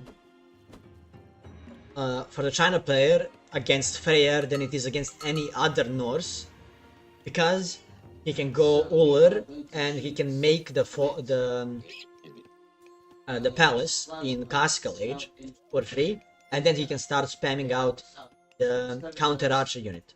So if your opponent can't just go halberdiers, you know, Chiyo halberdiers, they slow the units, not the units but the cavalry and the fire archers. He can just make 2 units and win.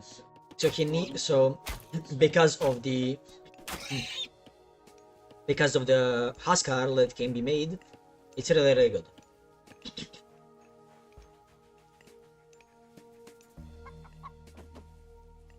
Let's see. Motoba has 13 of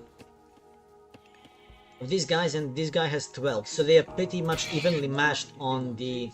Actually, he has one more here and one here that he didn't take, and one here that he didn't take.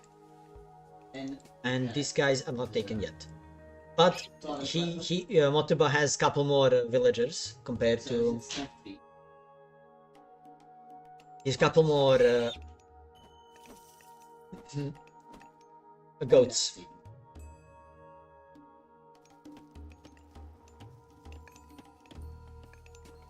And that's what we are seeing. We are seeing fire archers immediately.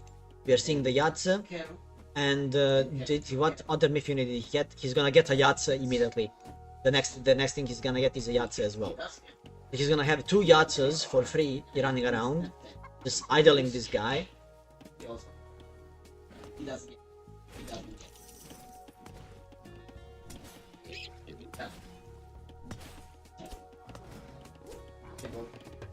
Okay, Motoba not paying attention, taking some damage. Good thing that this Freyr is aging up so slowly.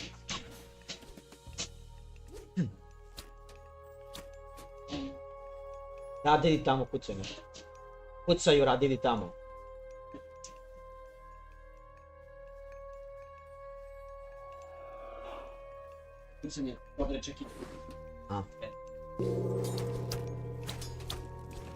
Okay, he's gonna lose the Yatsa.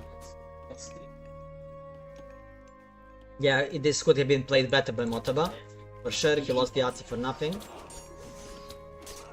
He's gonna lose the Fire Archer. He's acting too quickly. And where is the Pioneer? There is the Pioneer.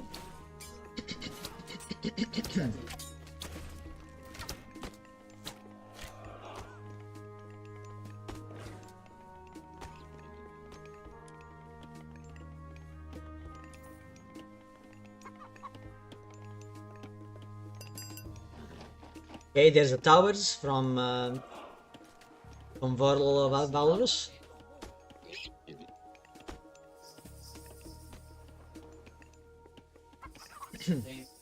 He just needs to make a lot more fire archers. This is not enough fire archers to deal with these guys. I mean, it's kinda easy, you know? If you micro well, you can deal with it.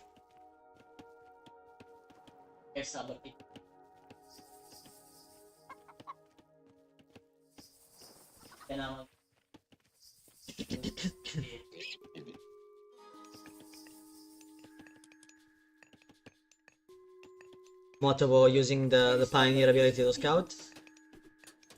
Taking some damage from the tower for free.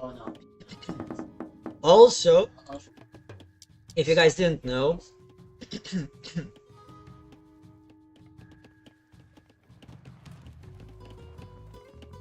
if you guys didn't know, that for Norse players, towers and town centers generate favor if they hit stuff. If you didn't know it, now you know. Motobo still not calling on this these goats back to his base.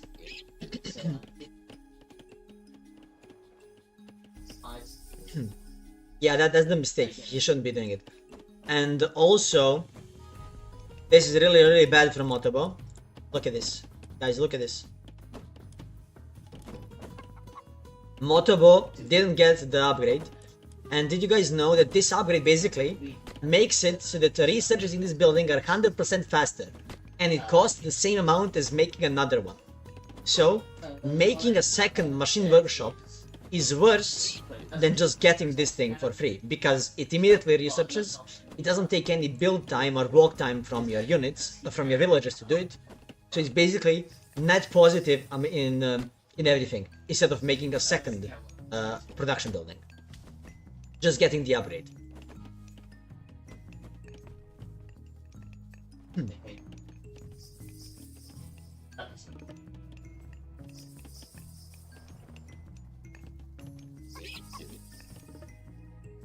Raiding cavalry, standing on the side.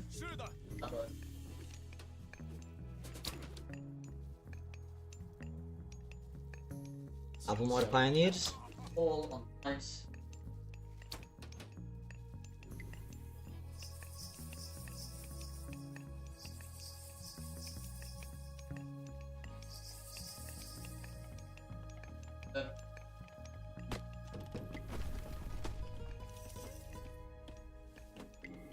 Okay, that's gonna be nice, but I think it's gonna leave. This is actually, you can go through this. Unluckily for Motobo, this is not walled. You can go through it.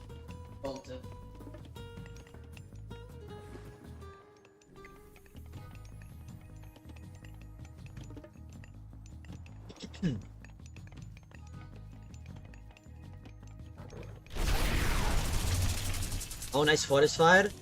Killing one villager. Might kill this guy, but I think he's gonna... Yeah, he's too tanky, he's not gonna die. He's fine. Completely fine. And as I said, like, you can go through here. You can go through this. It's not walled.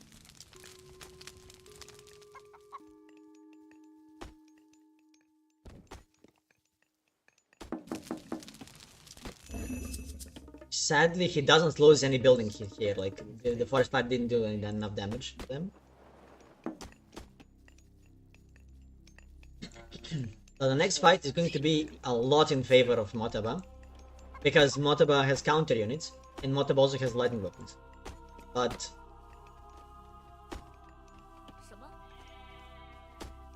Motaba didn't get the husband, even though he has more goats, and he has goats that he didn't even recall to his base.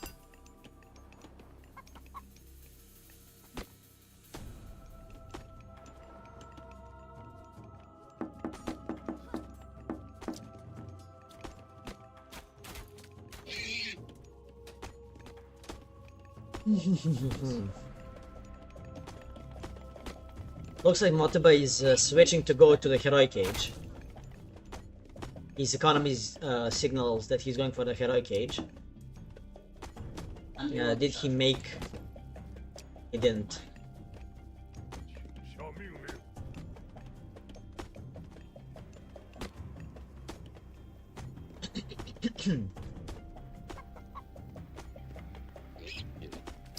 Okay, there's another tower for this guy.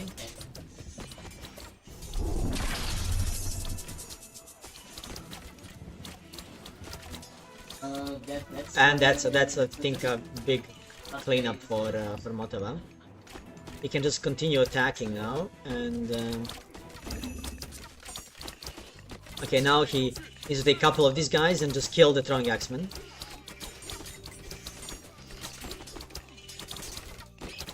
Okay, throwing axeman, nice micro by Motaba, and that's a cleanup, and that should be the game. making 12 halberdiers from one production building. Yo, Otobo.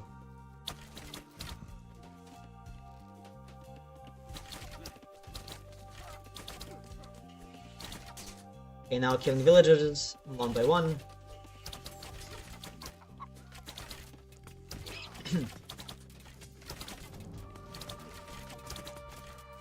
This should be a game. The fire archers are destroying buildings, easily. No need to have a lot of other siege, and it's game over. GG, Motobo wins.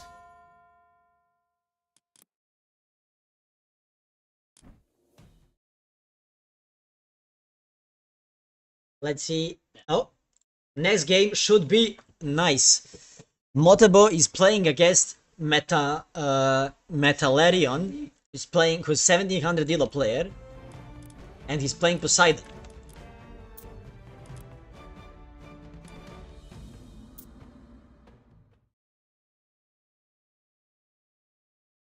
Motobo is playing Tsukuyomi this game.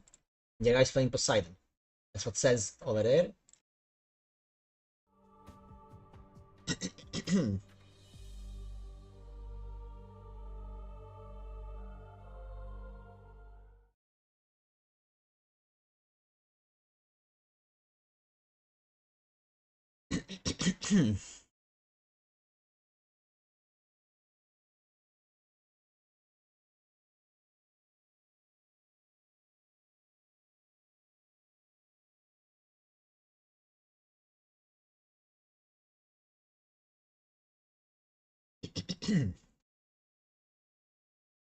What's going on in the chat? Of course they want Motobo to win.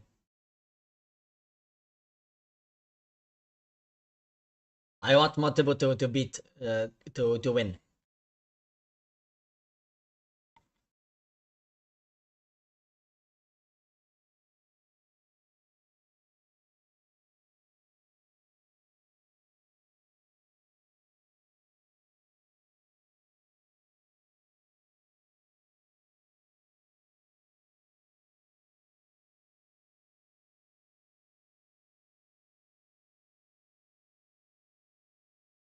Well, now we're gonna watch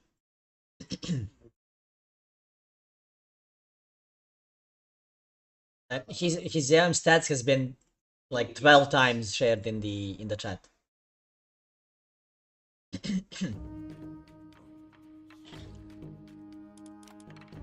Oh, I'll save sync.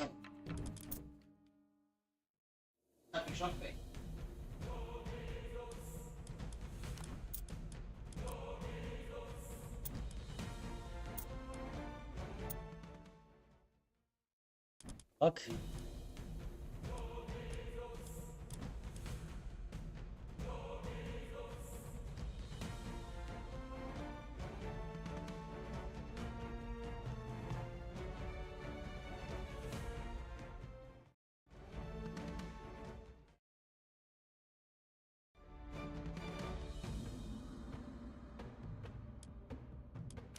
Oh, I need to restart. Fuck. Okay. Looks like it's bugged.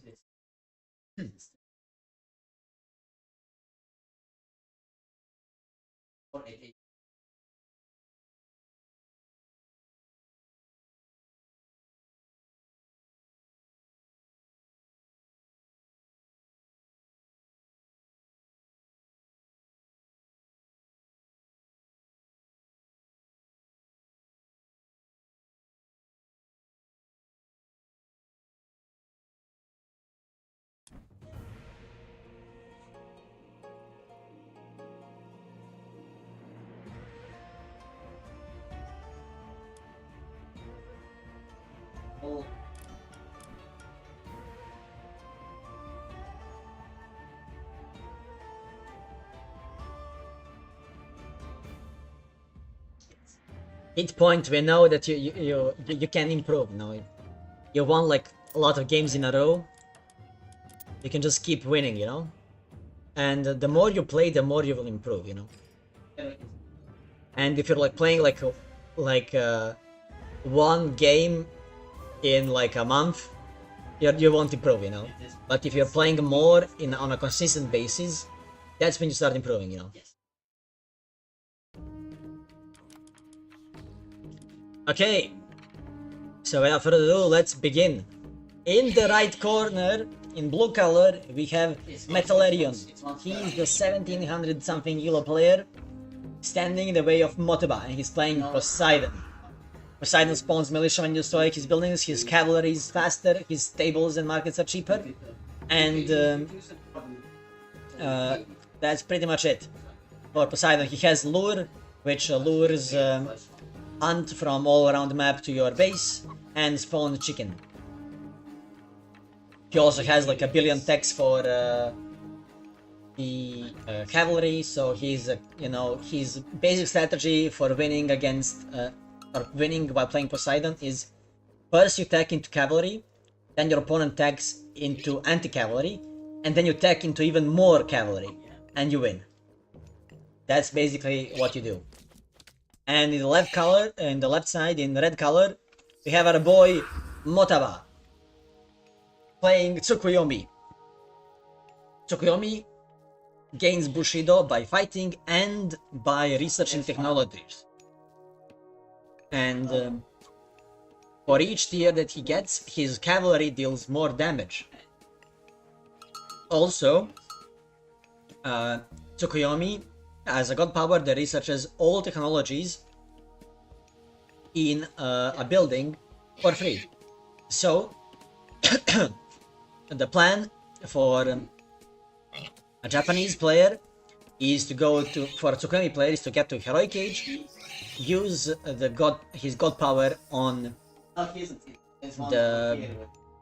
the armory, get full bronze, and because he gets Bushido tier, Bushido XP by researching technologies, he basically gets medium line upgrades for both infantry, cavalry, and ranged units for free. And those line upgrades that he gets for free give him even more Bushido. So you basically have an insane amount of Bushido that you get for free.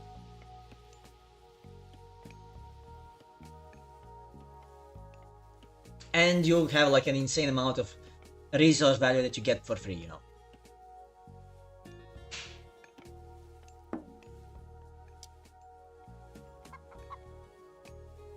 And that's gonna be a quick age up time by Motaba, because you age up also quicker by being Tsukuyomi. He also, yeah, I forgot to say that Tsukuyomi gets a quicker age up time. He ages up 25% faster than other gods. So instead of taking 60 seconds, he takes 45 seconds to age up. Instead of taking 2 minutes, he takes 1 minute and a half to get the mythic age. Let's see who got how many goats.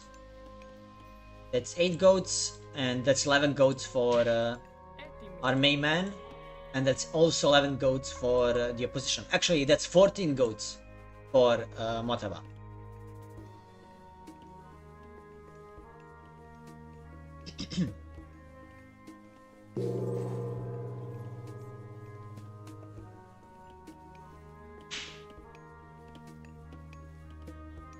Okay, let's see. Okay, that's past Atlanta.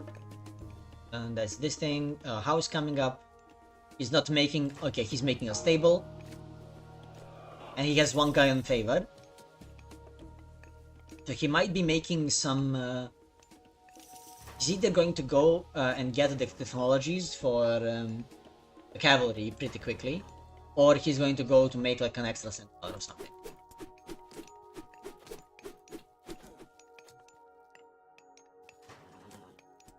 There's the again. There's the Juragumo. That's the dead Catoscopus, and all the guys are coming back. Nice. Needs to be careful with the Kitsune, and needs to be careful with the Miko, because Atlanta will kill the Miko pretty easily. He needs to garrison it in here and then ungarrison it. Oh, he lost the Miko. Should have made another Miko and garrison the Miko in here and then use the Miko to heal while it's running back to base.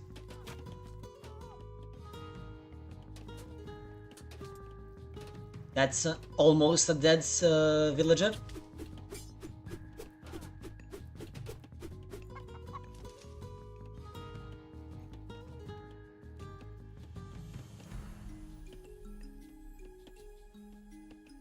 These guys are faster than... Oh, that's one hit.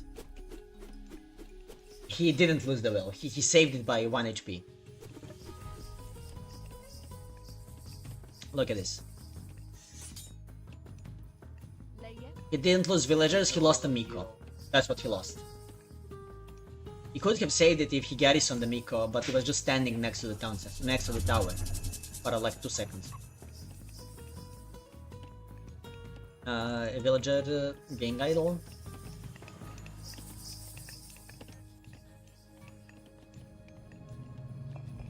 A really interesting use of lure. I personally, since he has a decent amount of these guys, would have gotten the... I would have dropped this on here, and I would have gotten the husbandry upgrade.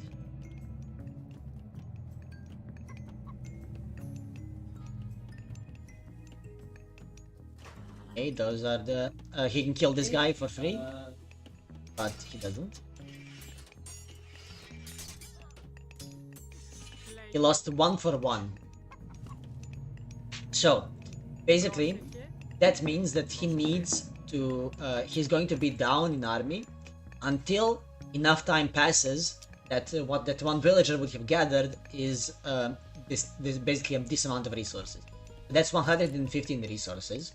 So basically, 115 seconds need to pass for that one unit that Motaba lost to be equalized from the units that from the resources gathered that the other guy lost. And after that, each second is basically a second that Motaba has the advantage. So after 2 minutes, it will be a lead for Motaba. If you can stop them. There's Miko not doing anything.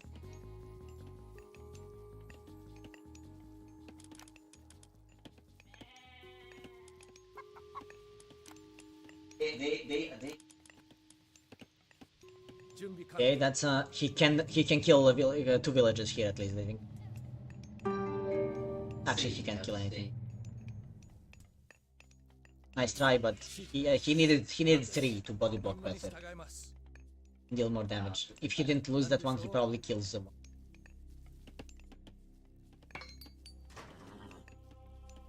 Okay, there's the Shimono Bannerman technology, which is gonna make his cavalry deal more damage to opponent's cavalry.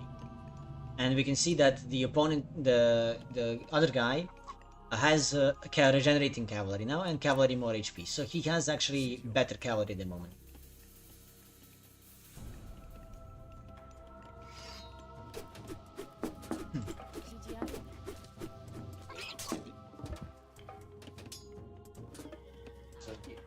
Yeah, I think he's not gaining a lot of favor, yeah. Let's check after he drops it out of the temple.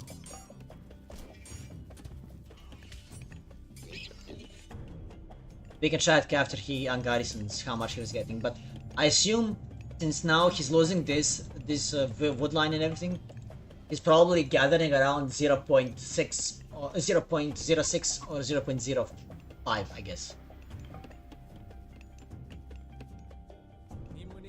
But he actually won the fight quite a bit, and now I think he can actually start pushing, you know. But the Miko is AFK. Okay, Miko starts working. 0.05, like I said, yeah. 0.05. And it can only go down as they're gathering this, you know. If this shrine was here, they would be gathering like 0.1 for free, you know. If the shrine was here. Just here. Or 0.9, at least.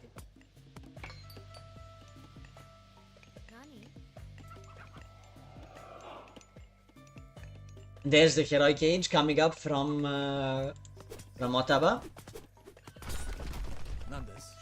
And now he can start fighting. There's the towers coming out from this guy. From Metallarian, from Poseidon player.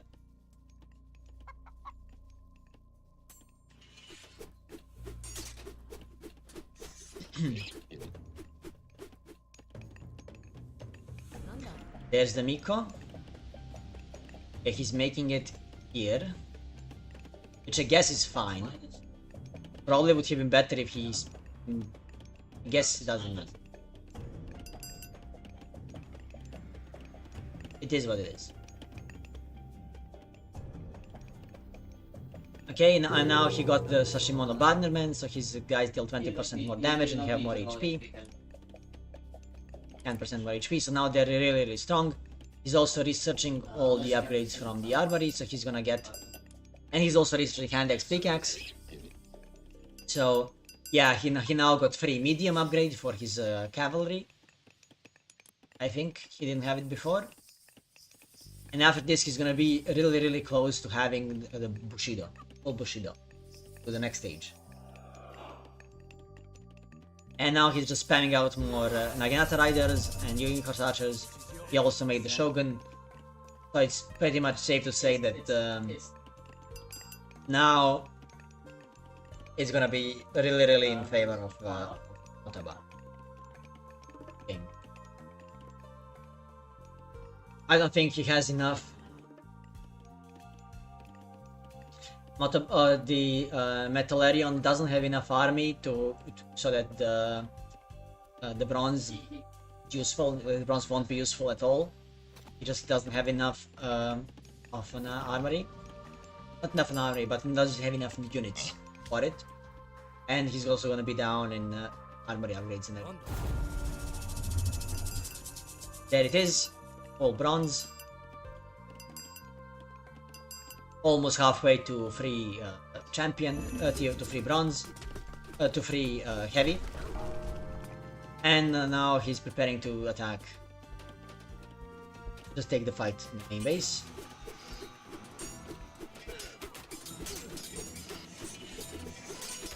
There's the Tengu, just killing everything in the back. These guys are just dealing a lot of damage to the archer, to the cavalry. And now the ranged units also deal a lot of damage to everything. And he's just summoning more and more samurai. Like a couple samurai died, but he made a new one. And he's probably gonna make at least 2 more samurai before he dies. Because these guys just don't deal enough damage. Like, these guys had no damage to Shogun. The Shogun will kill the Hydra. And then everything else will be killed by the cavalry. And by the Shogun, but samurai that get made. Yeah, I guess running away is better off, you know, but you can just fight and use Swampland, you know, he can't garrison cavalry, you know?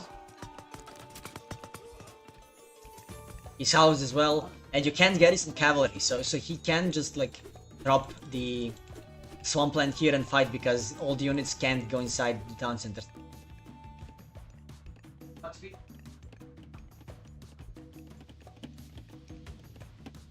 Make it to Daimyo, I think Daimyo is a mistake. Like, why are you making Daimyo?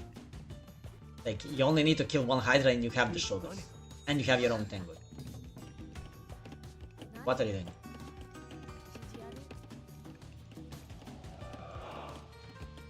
This guy is basically gathering 0.04, which is the base gather rate. He has nothing around him.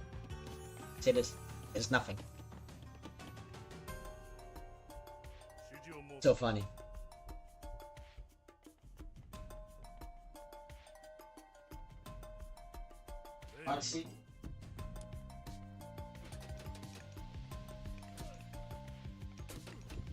Okay, nice.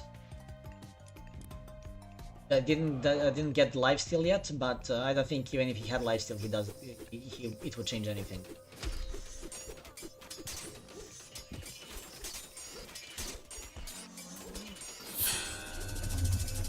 Yeah, there's a Swampland there to eat the area unit. Swampland doesn't care if you're bronze though. And that's it. Full clear, basically. The bronze scratch that John Arbiter has been relying on is not working here. GG. Well played by Motobo. Let's see if Motobo is in the next game already. Not.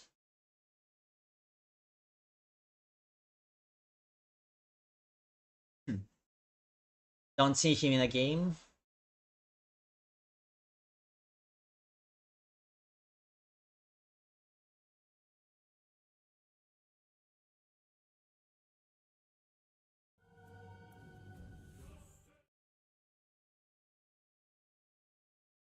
Let's see.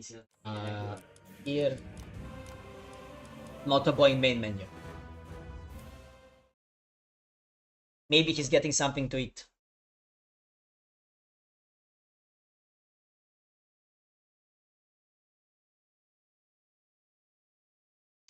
Matador farming some 15 elo guy. And Mosca playing against Visual Giso. It's some Italian guy that got to 1800 recently. I guess it's someone's Smurf. I guess the guy that has Leisa teach me Japanese, because this is also, I think, some K-pop woman. I think Jisoo is also like some woman. I'm not sure. I don't remember whose game, whose character that was. 6-9, yes, 6-9 more. Elo. 6-9, 6-9.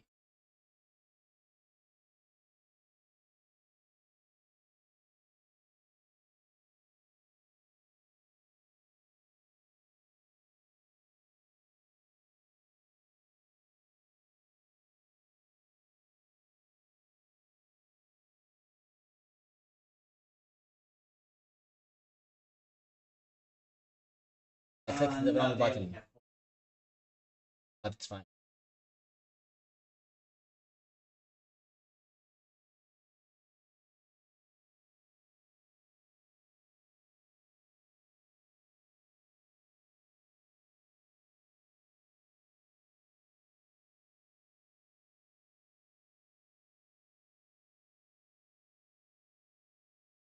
I mean, after this.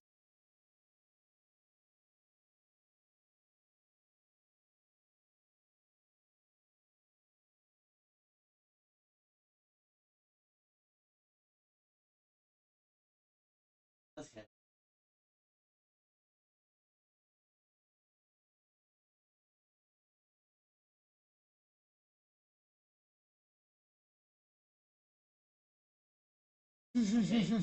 Let's see. Anyone in any new games? Motobo? No. Chat, tell me, do I switch to my second account and snipe Motobo?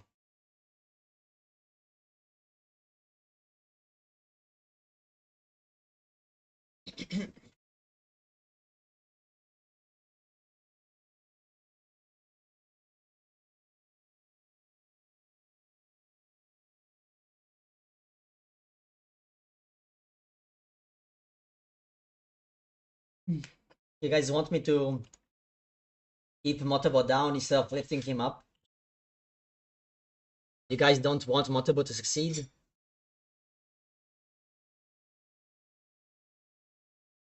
How can you guys be so evil?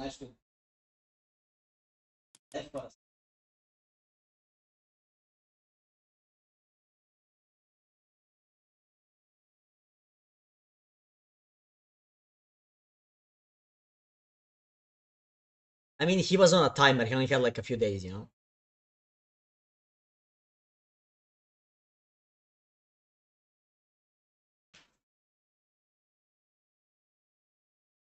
I don't really blame him, you know?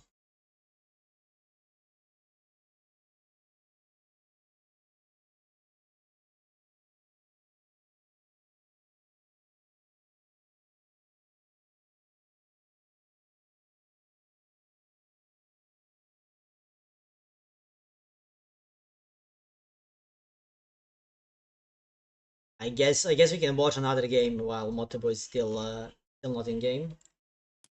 Somebody keep a lookout on Motobo's games.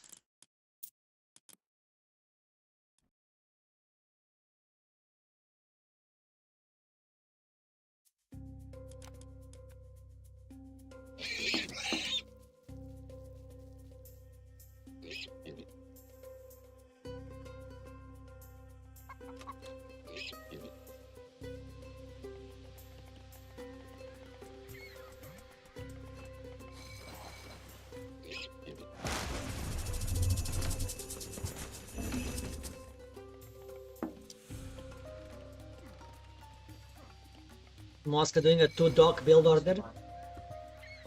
He's getting 2 docks on each dock on each side before aging up.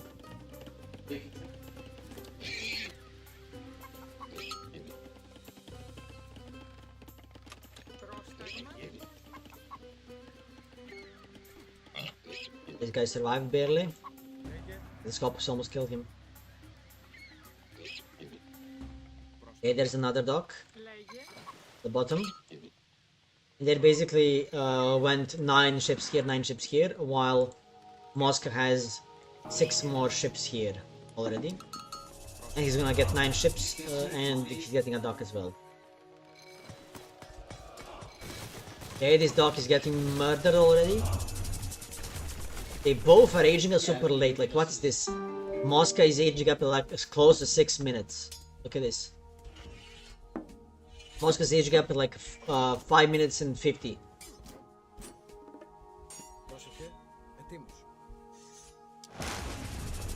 Okay, there's no... Okay, now he aged up. Like he can't now this guy can't fight. These guys can't fight him. Because he deals like he has 12-time multiplier against me.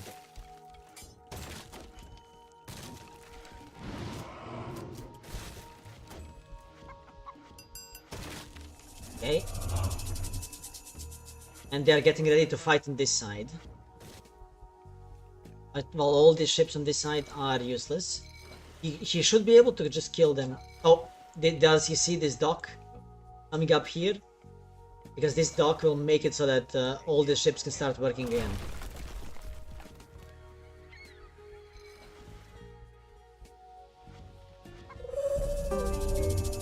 Okay. He managed to get, he's gonna get the second dock in by, and he could also get these old guys to start working, you know, meantime. He's just massing more and more army over here. And I think that this side might... And it's not, I mean, he has, he's making a peta-counter and he might be making more peta-counters on this side. Because they do win this. And these guys, if he manages to garrison before they die, they're gonna be able to deal damage to this. But I think that he saves 1, loses 2. There's a dock dealing damage. Kill the third.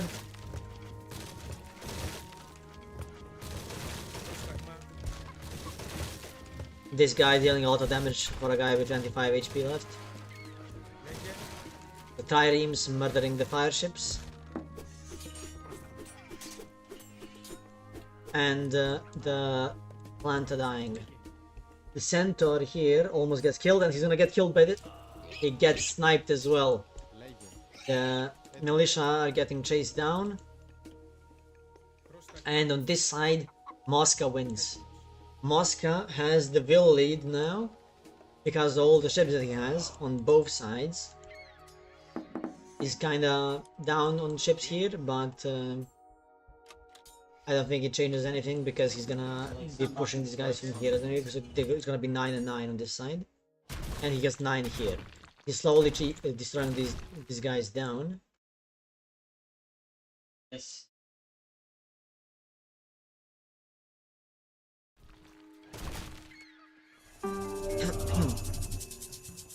And they're really close in villagers here, which means that maybe he even killed some villagers on this side because as an Atlantean, you're supposed to have 20% more villagers than your opponent, because you're producing villagers 20% faster. So instead of spending 36 seconds for 2 population, you're spending 30 seconds for 2 population.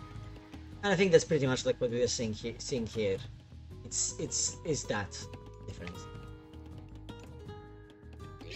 And Mosk is actually going heroic age, which is gonna stop his production of units. But he's gonna defend this with the heroes.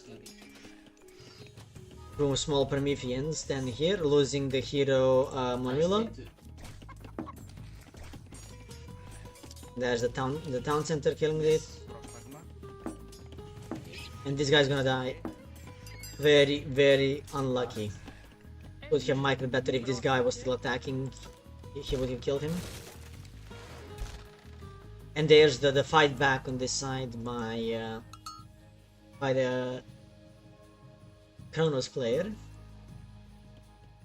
But I think now, like, if he adds like 2 more Murmillo to this, like 2 more Murmillo, I mean 1 more Murmillo, it's perfect for a use of curse. Basically kills all 9 of them.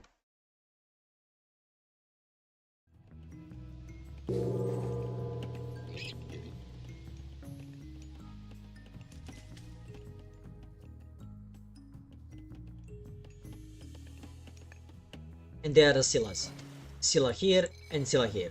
He's full committing on taking the top side with 3 Scyllas and the army that he already has made. Okay, he turned 8 of them, which is almost the maximum value. With 9 you get the maximum value, with 8 you're almost maximum, which is, it's always worth it to do it, you know. If you're getting 8 1 mil. And there are the Hypaspists. There's the new fortress coming from Moscow, and making a lot more military production buildings.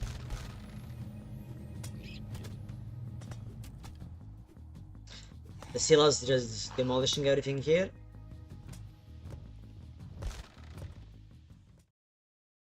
You played soup.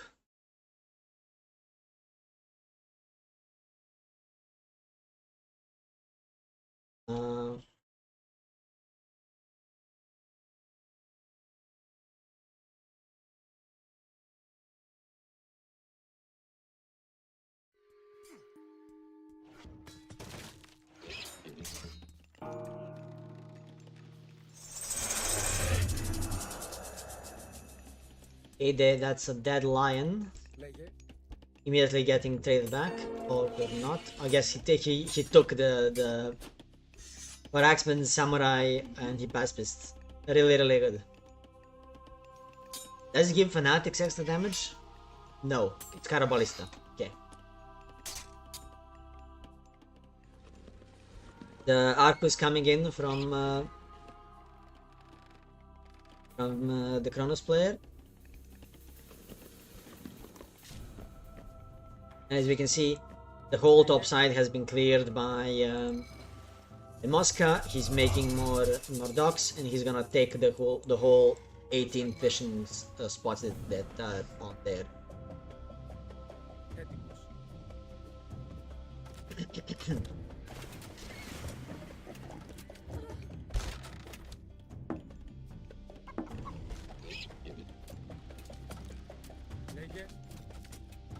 I think that Mosca can definitely sack this side, you know?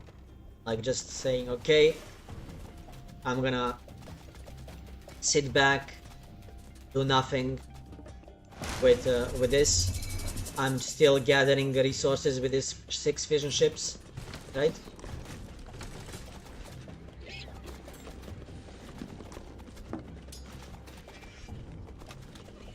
I'm still gathering with 6 of them. And you're just wasting time, you know, with your army here. The Peltas coming in, murdering the medium Arcus, and the heroes coming from the side to deal with the behemoths. but they're getting focused by the Arcus, but that just leaves them, leaves the Arcus to die for free. There's the first behemoth dying, the second behemoth will die just now. And a couple of hoplites are getting killed by the Arcus in the back now.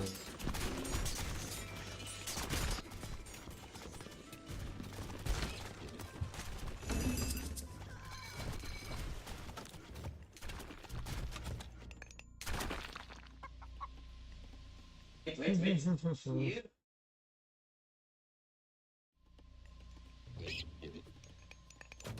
Mosca going for the Mythic Age. That was a questionable choice. I think he would have been better if he just had a lot of army now. He would have just won, I think. But I think he probably still wins. Even if he goes Heroic Age with enough with Mythic Age. Like if he just had like more Peltas, more like hoplites, he just straight up pushes through this and just ends the guy's life. You know?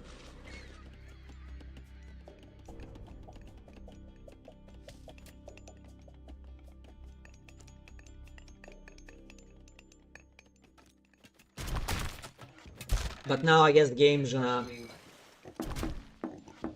be slightly longer, you know. Only slightly.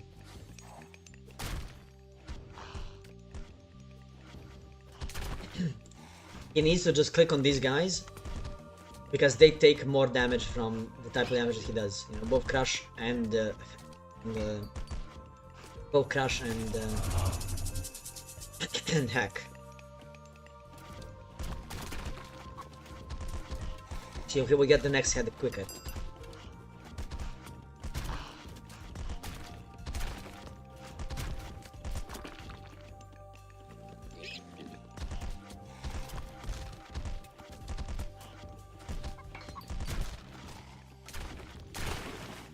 Okay, he's gonna reach Heroic Age, Classic Age, not Classic Age, Mythical Age soon.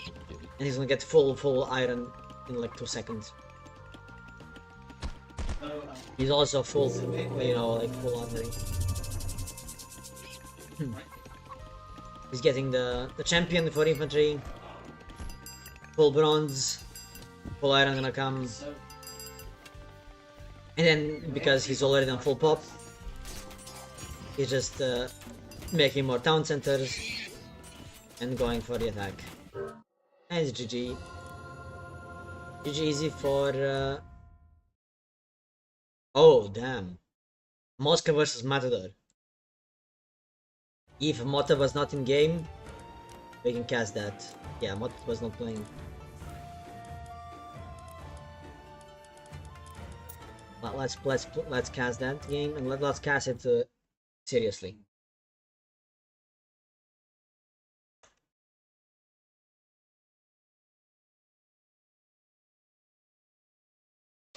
Matador versus Mosca. Mosca's playing Set. Matador is playing Yami.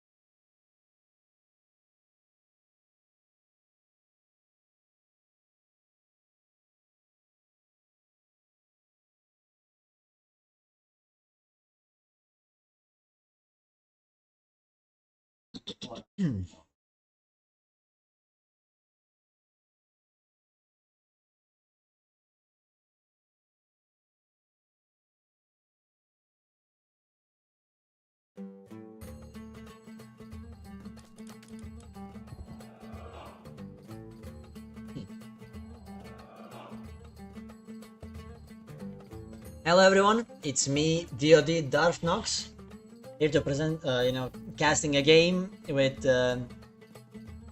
Mosca playing Matador right on the ladder. The highest elo game all day, 2100 against 2200 elo players.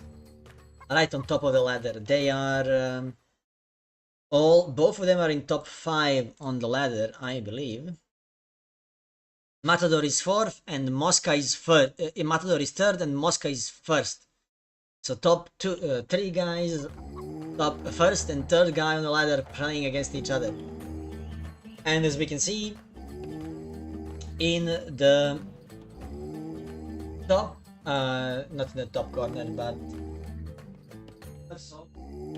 going with my camera. In the top left corner, we have Mosca playing a set. Oh, did I change the Mosca name? Yes, I did. We have a set. He starts with a monkey. He can also convert animals with his priests. They have 5% less food than normal units. Normal animals, but you can just get them to your town center from wherever they are. And each age he gets a menagerie of animals on his temple that he can use for fighting or for eating. And on the other side we have a Matador playing Tsukuyomi. Tsukuyomi gets Bushido XP by fighting and by researching technologies. His Bushido tier also gets him free line upgrades, but also it gives him more damage on his cavalry units, like Naginata Riders and Yumi Horse Archers. He also has a new Moon God Power, which researches all technologies from a town center, or from a, it can be a town center or an armory or any building for free, which gives him Bushido XP. That means that after getting a lot of technologies for free, he also gets a lot of Bushido, which means that he gets free line upgrades, which give him even more Bushido upon reaching a certain age. So what we can see here is that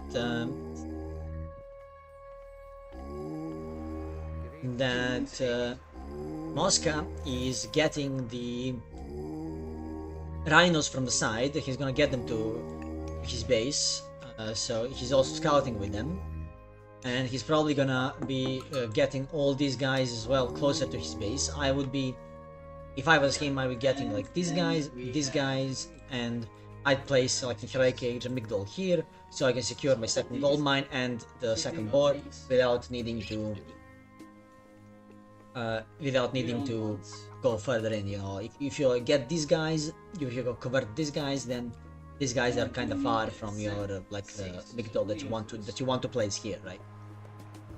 And we can see from the town centers, like the second town centers, like from both players, are god awful. I wouldn't recommend anyone going for these town centers. They're really bad. And I assume that from Tsukuyomi we are gonna see, like what we always see, a fast Heroic Age on one town center while raiding with a couple of Kitsune.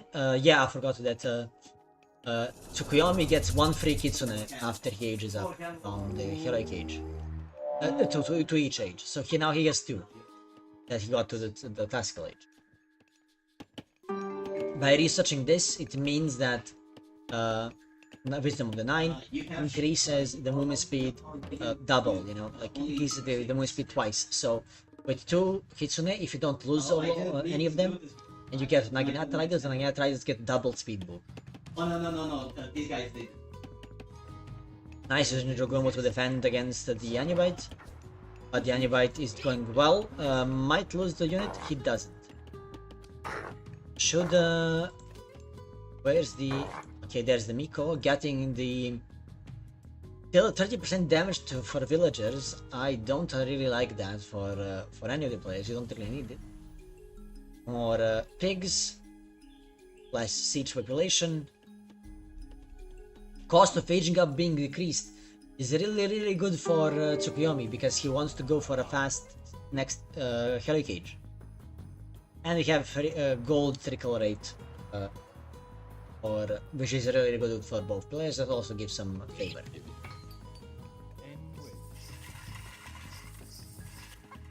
But let's see what relics they scouted. Mosca knows about this one and this one. He knows about both of them. Both of those are really good. And Matador doesn't know about any of them. He didn't scout it. Could have just went a bit further and he would have seen it. But he didn't.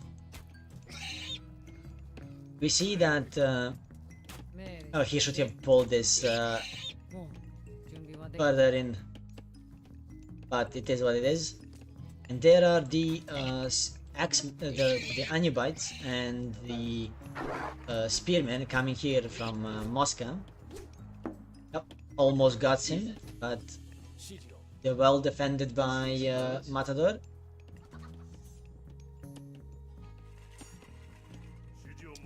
And Matador making a Bushi to defend the Anubite raids. Here the Naginata riders just running around the map.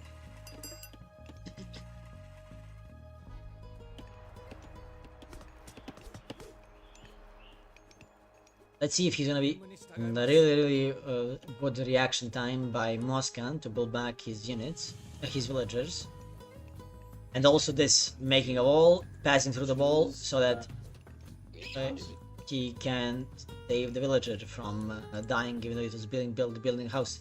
Now going back to make the final house, which blocks off this area completely. Really well played by Mosca. Both players playing really well at the moment. Slightly more army for Matador in the moment. And Matador is making some Yari Spearmen. They see that right, yeah, he made 2 Yari Spearmen. I guess if the Spearmen are attacking them instead of Naginata Riders, it's good for Matador. So maybe he's using that like it's kind of a mid shield for Naginata Riders. There's nice, really good defense by Matador. Gonna be 2 hits by the Jogumo. No, only 1. There's the wall and the jump over. But there is a small gap that units can pass through here. Yeah, he can just beat one guy. Like there's no need to run away from one of them. Yes, he runs away then. And there's a faster, actually, the one we're going to get Helicage first is gonna be Mosca. Well, Mosca didn't need to leave anything to get his second hunt because he got it with the priests. And I don't remember if there was hunt here that got converted as well. But judging by how empty it is, maybe it did get. I wasn't paying attention to the priests were doing since they weren't converting anything here.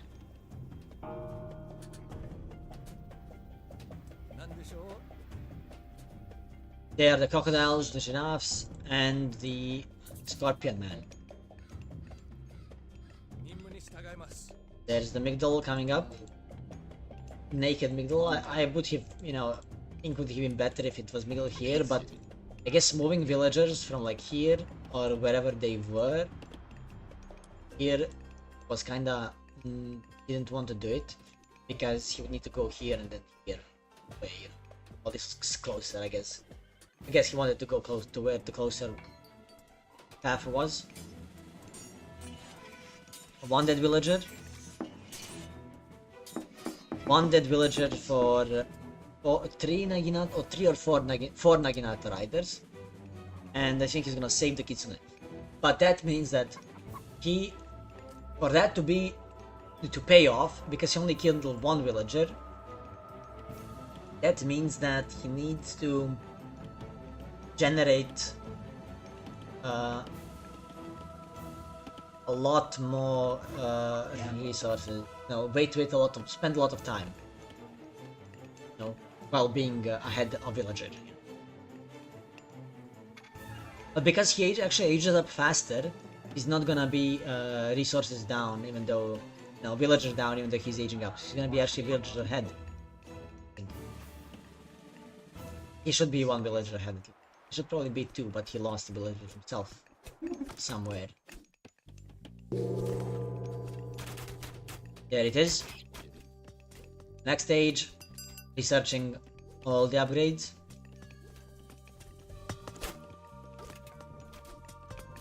Lost the Kitsune. And there are the...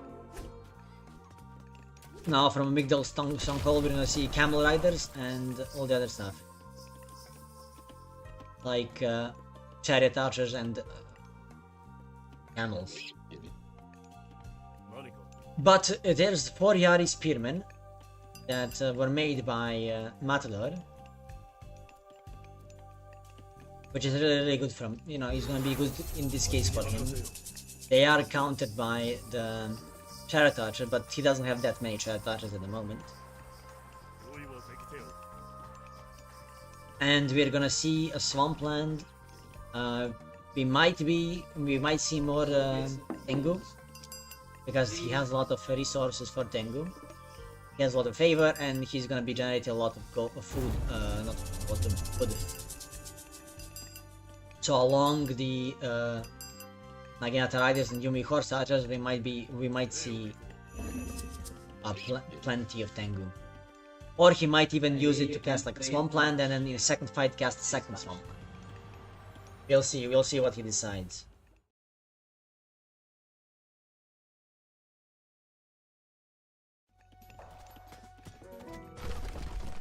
But now he also got a free medium upgrade, so now to equalize the attack discrepancy, Mosca needs to spend 400 more resources for the camels to be the same upgrade, and also needs to spend more resources for the chariot archers to be the same speed. So big lead, because Matador can just keep pumping more units, while Mosca would need to spend more resources to basically... Oh, it's heavy camel. Oh. Damn, I thought it was medium. I guess he starts with medium. Let me check. How do camels work? Oh, it's first is heavy, and then champion. Okay, so it's basically just like with the what are they called? My brain stopped braining. It's just like with the Contarius from Atlantean, where they're already medium.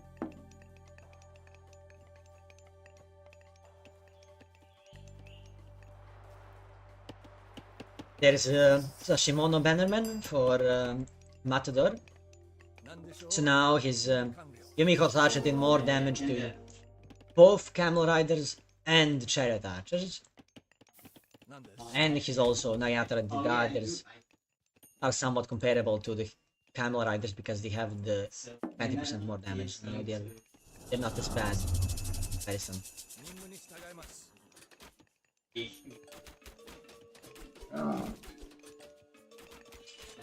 He's running away. There's the Shogun.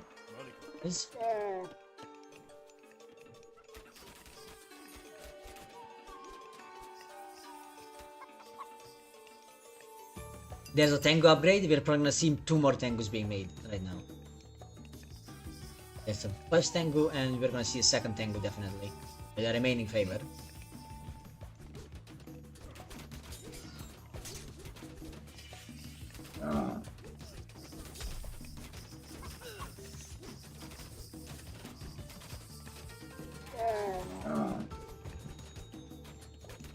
Yeah, this fight is going in favor of... I'd say that it was going in favor of Matador. But some good micro by Mosca in there, equalizing it. Now I think it was in favor of Mosca in the end. Probably should have used the swampland in the back of that fight. And he, of course, he didn't have, he has a lot of slow units, so he was down in like military relation during that fight. To actually compete with it, he should have used the fight, you know, he should have used the swampland to kill some of the units so that, like, that he can win. You know, or keep pushing, you know?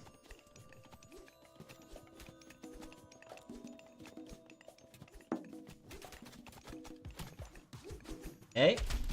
Tango's jumping in. Did he get from the temple? There's a swampland, there's the snakes. That's a cleanup from Matador. Demolishing everything in his path. Killing snakes, gaining more Bushido. Everything's heavy now. Okay, now he needs to. His archers in the back like are killing the towers. The Bushi and the heavy Yumi archer are just standing back in the backline, not doing anything. Let's see if he has Ivory Netsuke on temple. Yeah, he got it. So that means that he's generating 1 billion gold from these two guys that are on the field. They're just gold generation, you know, non-stop. He should be making more of them because he has the favor to make one more, and they generate more gold for him. So he doesn't need to have as much on gold as some other guys need to do. But it's basically, I think it's game over. Like this guy is just generating more and more,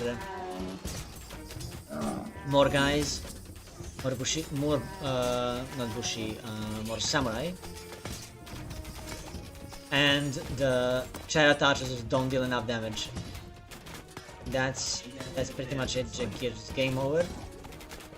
The Migdol was trying to do enough damage, but they just couldn't kill him. And that's Billion summoned the samurai and everything. Well played by both players.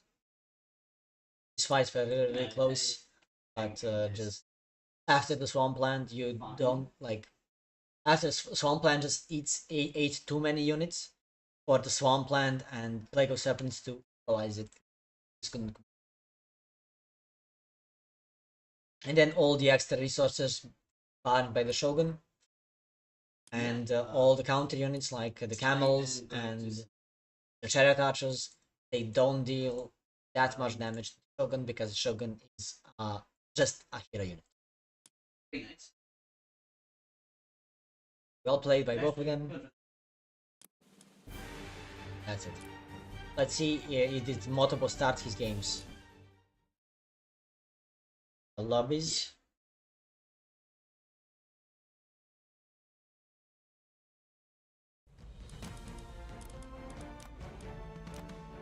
Who got lover in the match?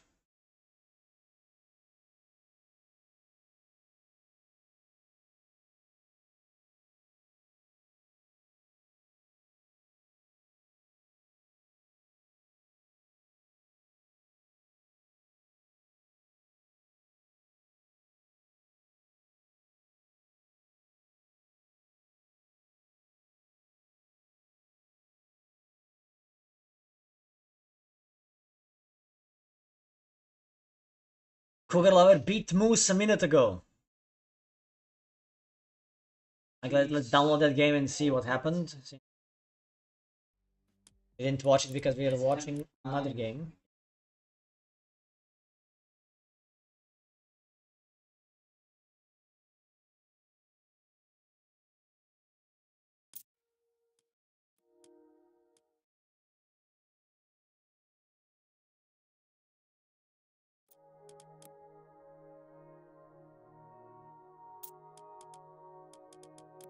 Let's go. Motobo. Matamba and Moose.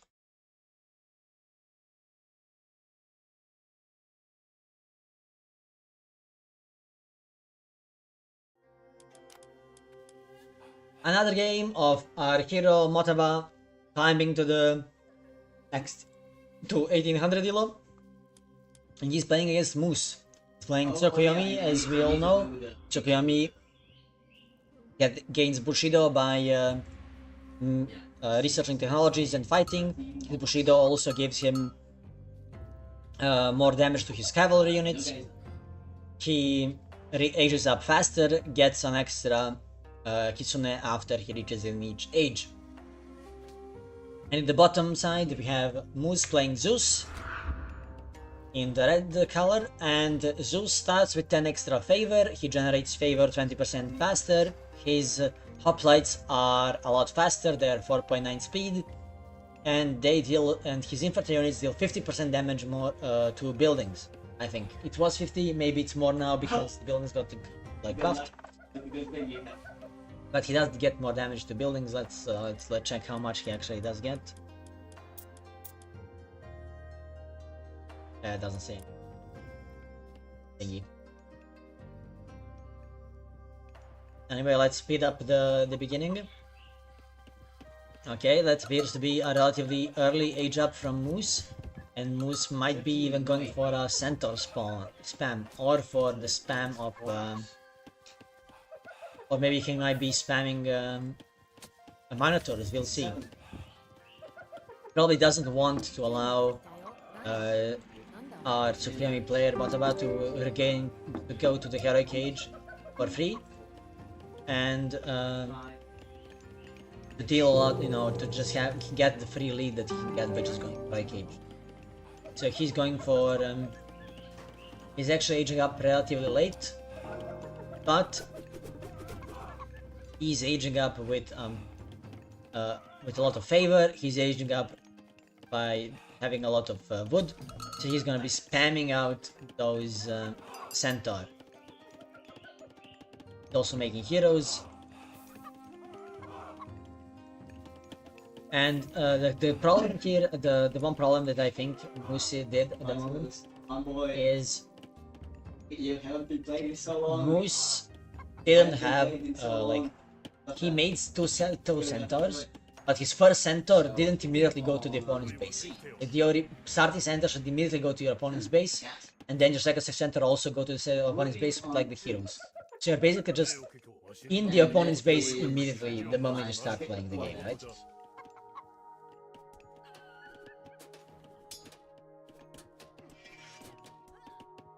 Oh, one villager died. Unlucky. But we can see that there is a Bushi alive.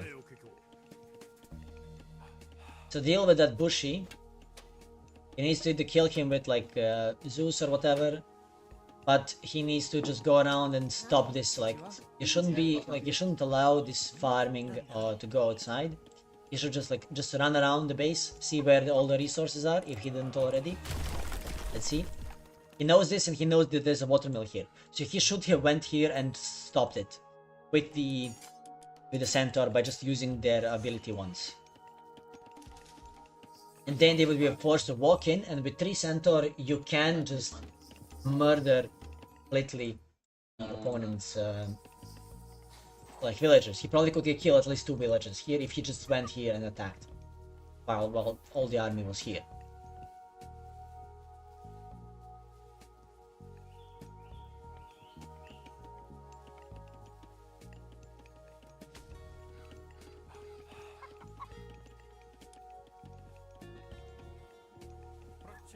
There's 5 centaur. He can probably make more. Actually, he can't. But he's getting the upgrade for them. Increases their range and line of sight and more health. But he's making a centaur instead of getting the upgrade, but it's still good. More centaur, more the fun.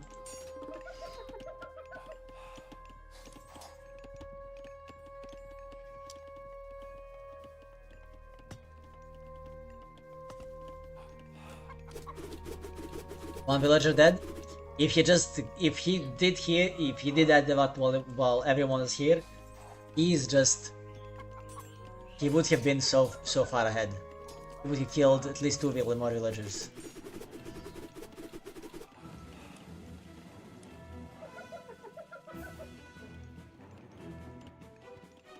Here's the heroic cage from Motaba.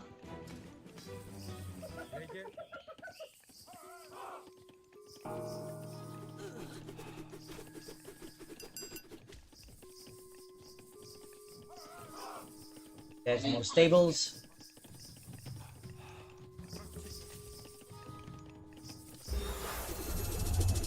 Nice snipe, by Moose.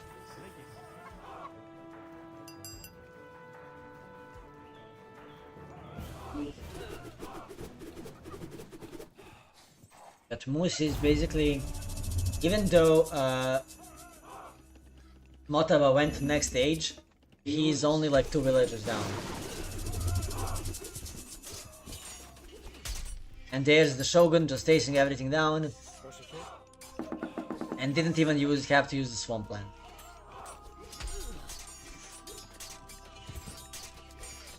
Pushing, just attacking from the sides. Oh, nice, well played by. Yeah, more daimyo. That's a good choice. More daimyo is a good choice in this position because you need fast units to chase down the centaurs.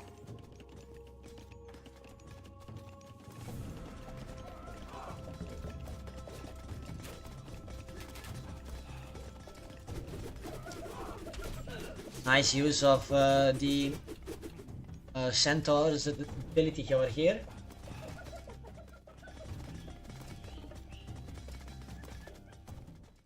No one needs to shot guys.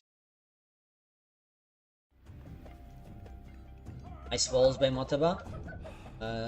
Guess he didn't have enough gold to make the whole wall. The moment of building it.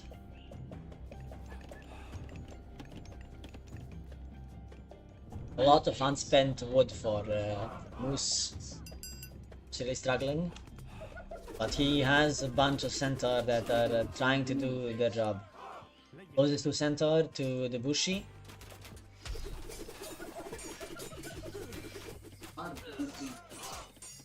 And now everything's just dying to Yumi archers. Yumi archers, the best generalist archer unit in the game. We'll not try.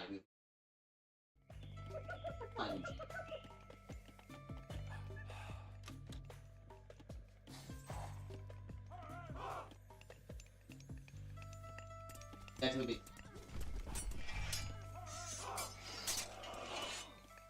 Nice snipe by Motaba. Killing 2 more villagers by just using 2 more Tsunaginata riders. He only loses 1, but I call it worth. And now the army. Going in. Defense control. Not making any more Bushi, but probably should be making Bushi. And the cover as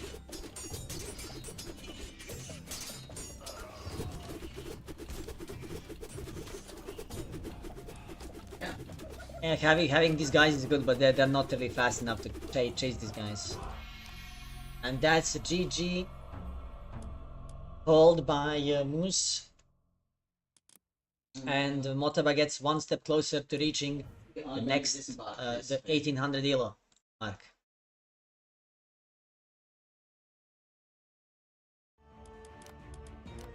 Motaba in main menu at the moment, still not playing a game.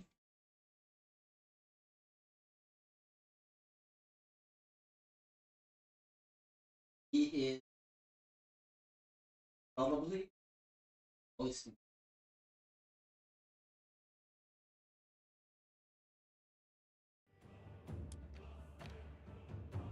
It is artificial. Motaba, you gonna play more?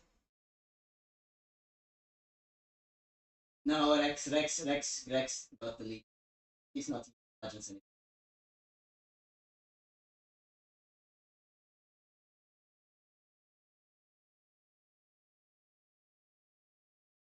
Yes, we are gonna see who's playing. No, it is Kellen, but you have Play more Motaba then, play more. and he's no longer in the game. I want to catch some high level games. Moto was so close to reaching 1800. I am going to target this one CPU. Now then, back.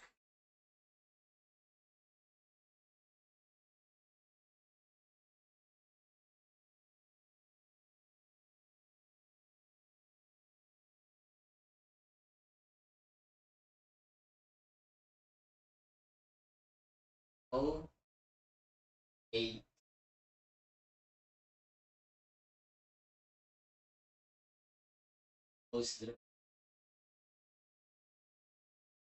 I don't really like Crag Hag versus Mosca. itself. Tsukuyomi versus So yeah, not Tsukuyomi, but this Hades is the first I'm going versus to go Fushi. kind of. I'm gonna.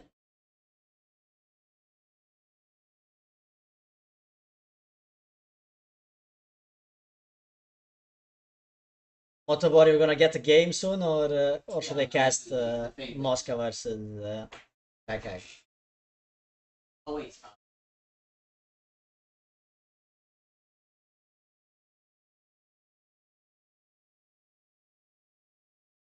Looking for.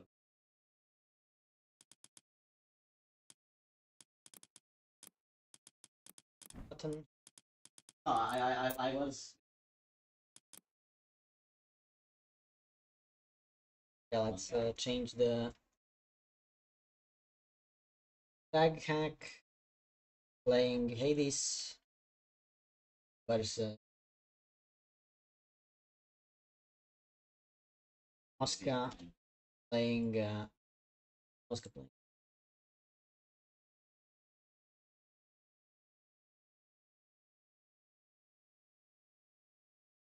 Let the man rest, Kenzie. Let the man rest.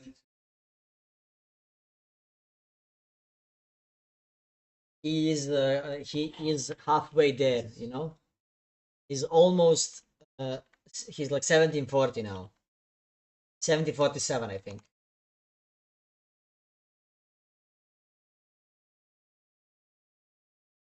Oh, 1744. Close. 46 more Elo and he's there. 46 more.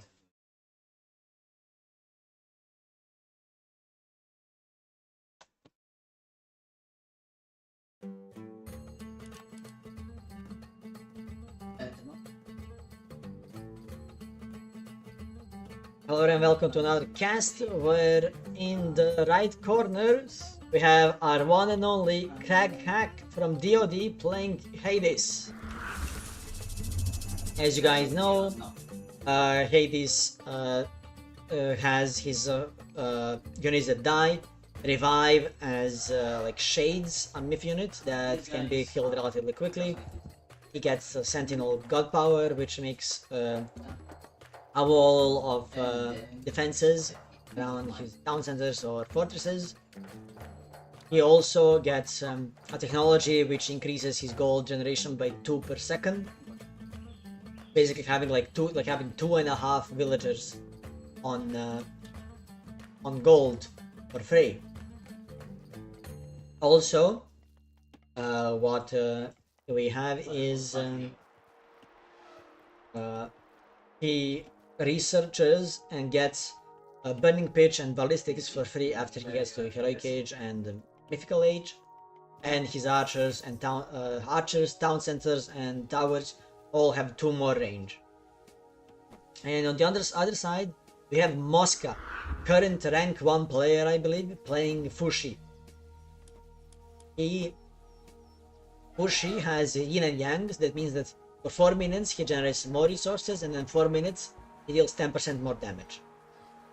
He also gets the Peach Blossom Spring, which generates resources that he can use and you gather from it 75% faster. So you can use it like around like a second gold mine to which you gather like twice as fast from, like an extra 1.5 thousand resources after your first one expires.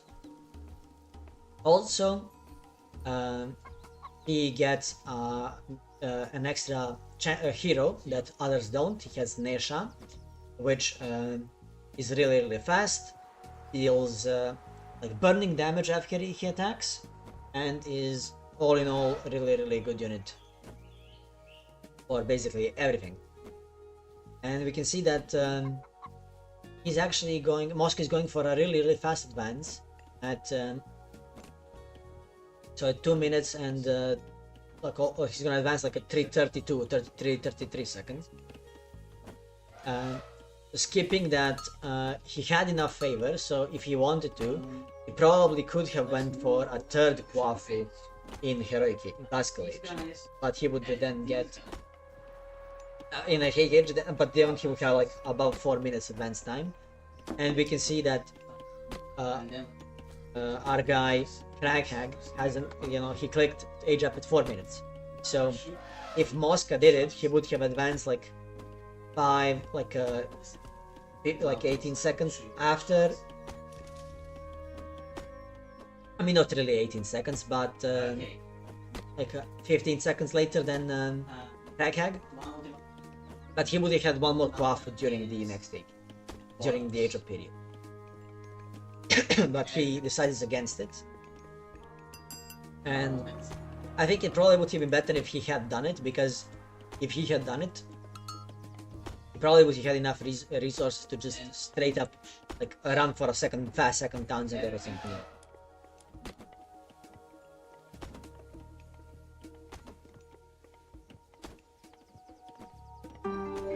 But he's not going for it. He's getting more houses to spread the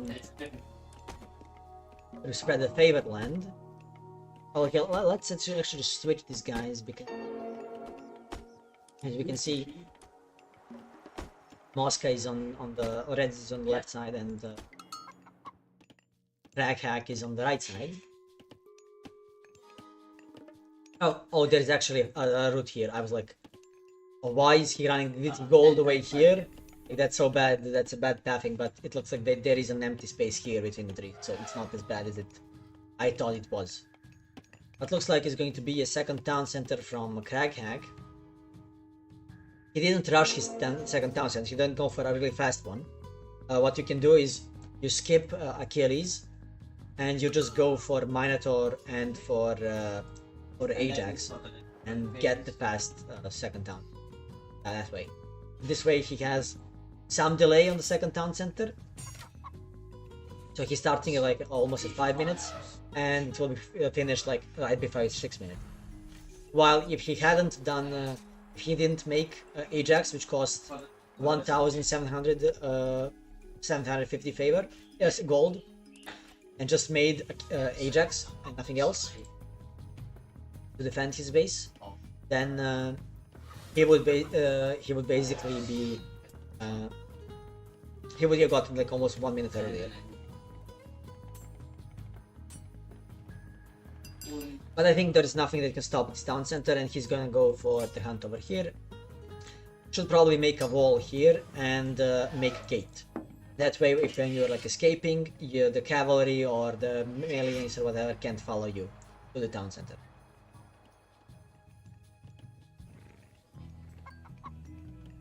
Oh, that's a chase down. Dead. Nice. Really good play by Craghag, murdering that awful myth unit. And there's the second town center from Mosca coming in with the 2 Kwafu. And there's the Nesha. But Craghag has the lions to defend his base. They are chasing down Nesha, and they're actually same speed. What relics do they have? He only has this one, the myth units, cheaper, good. Thermal Catapultas and the J Cavalry is more. This one is not really good because it's not good in this situation, I mean. Because Craghag, as Hades, probably won't be making a lot of cavalry. So making more, having more of that stuff is not gonna be that good for him, I believe. 2 more Kwafu coming up from Moscow. I've noticed that, for example, Kido, I played against his Nova, and he doesn't make any extra Kwafu. At least he didn't against him. Like he doesn't like the extra Kwafu count is minimal. And because of that, like I lost once because I didn't expect the second Fey Beast, and I had no heroes, and they just got demolished. The second Fey Beasts. And here we see that okay, there is a third Kwafu as well. He's making a lot more Kwafus. A lot of people do. And the 2 town centers are in full force for Moscow, for not Moscow, for Krakhak. And he's still in... okay, villagers are gathering 10% more now for Moscow. Which I think that if you're paying attention as the opponent against Fushi, that's when you need to time, like, you know, when he has less damage, that's when you attack and try to idle his gathering speed, gathering this. Nice damage on Onesha. Destroying these walls slowly. Okay, he's making cav actually. He's making cavalry. 1 lion died. He should actually sacrifice the second lion because if both lions are alive, they won't respawn, and it only takes 1 minute for them to respawn. So he should like try to have it tank like 2 tower shots or something, you know, while they're dealing more damage to these guys.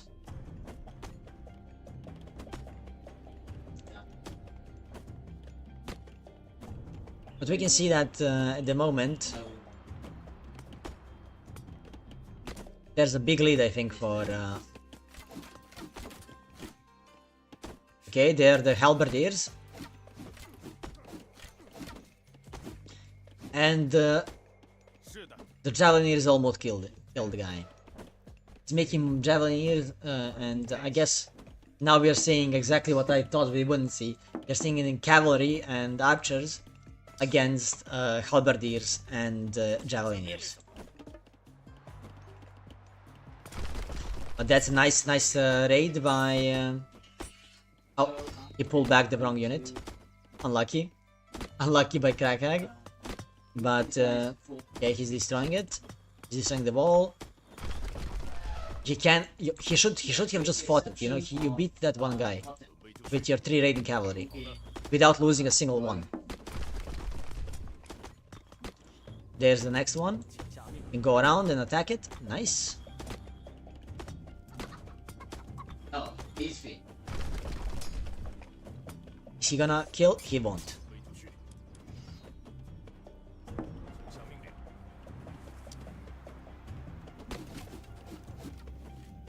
And that's the heroic age for with Aphrodite and heroic age with Gomang by both players.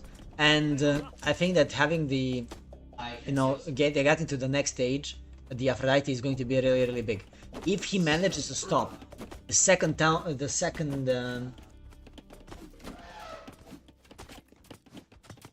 if they take a big fight, you know, oh, this is bad. He should have pulled them all the way back here to the main base, basically, and then attacked this position, so that he can use this on everything here. Halberdiers cost 80, and these guys are 80. So this is basically a perfect amount of units. You want, basically, you convert 9 units here to goats, you know. So this is a perfect opportunity to just, like, you know, take this fight, make them all pigs, and then take the fight, you know. And that was all while this thing was, that was basically, he had the perfect opportunity to basically win the game on the spot. Then you can destroy this thing here, or like you say, this wall that's kind of more, you know, less HP. You destroy this, then you destroy this to half of HP, and then you destroy this, you know. If he just took the fight, I think he would have won the game right on the spot. He just needed to take the fight right there. Because he would have stopped the barley, he would have destroyed this, and he would have denied all that. And he would have converted like all like 5 halberdiers and 5 Vuzu Javelineers, which allows him to kill all the other Vuzu all other halberdiers with the archers that he already has. And like without like insane macro or whatever, you know. This is a really big brain.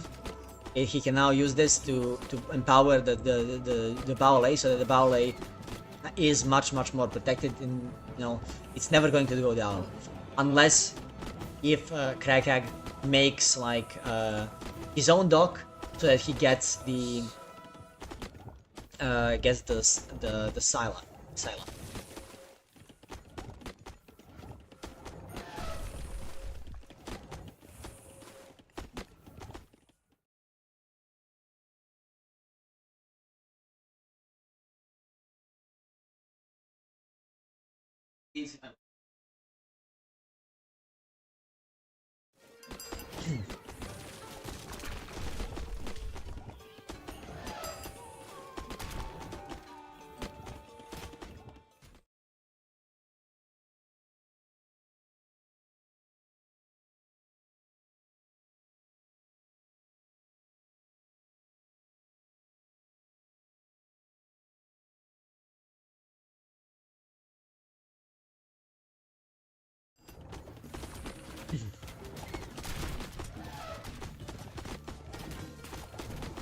Okay, there's the Tauvu.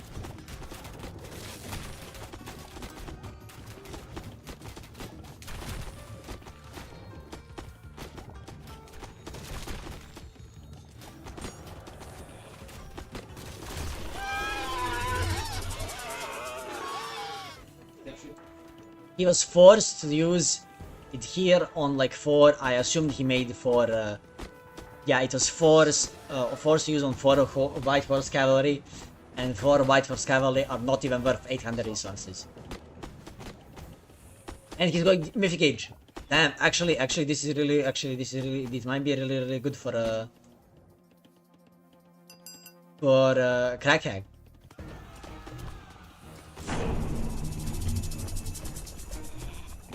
I'm not sure if he can just delay the attack, you know, like defend this and not get demolished. Like just defend with everything. He might win with the full iron fight. But he's so far down. You know, I think that the mistake was not just taking a fight when he had the chance. He take the fight here. You leave your opponent with just heroes, you use the max value of your curse, and then you destroy this and you basically push him off this gold mine. He also probably knows about the back gold mine, let's check. Not revealed, normal. He doesn't know about back, but he knew about this hunt and whatever, so he should have like just decided, you know, committed to doing it and basically stopping the Baoles from coming up. And dealing the max amount of damage. But I think now he's just... It's looking bad, it's looking really bad. Like he's just... Tauvus are destroying everything, and Siege Crossbows are destroying everything. There's a new Baole. These White Horse Cavalry is gonna kill like a bunch of villagers here now. And he doesn't have enough army to fight.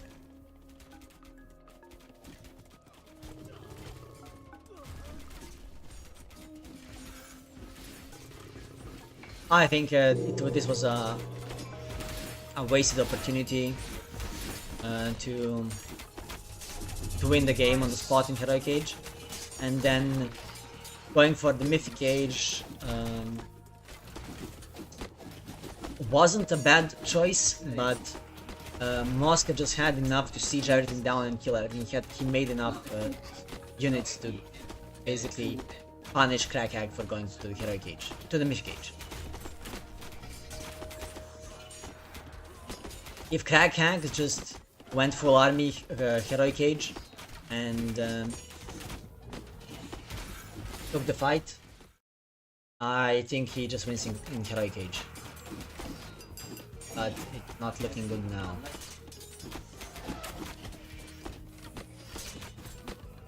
And that's Mythic Age now coming up for Moscow.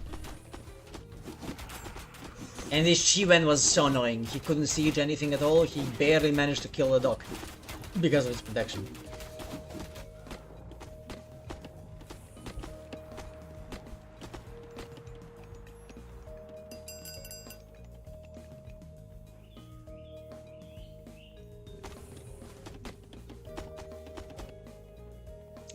And that's a new Baule for secure the new gold mine. I mean, he has this gold mine as well, so just making sure it's everything. There's a new fortress. These guys can just like start attacking this guy. I think they killed him because there's a lot of them.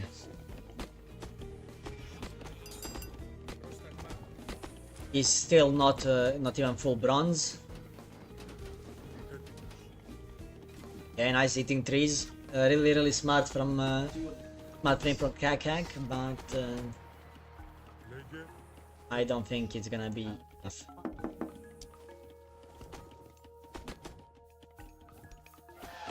Just taking the next fight on here and like using your using the flood to destroy like all the towers, houses, and production buildings. I think is just game over. Or just taking a fight and killing everything by pushing the whole army into your army, and while they're being pushed, they're just taking free damage from your army because they're stunned, you know, they're riding the wave. There's many ways that this can play out, and everything that Moscow does basically guarantees him a victory.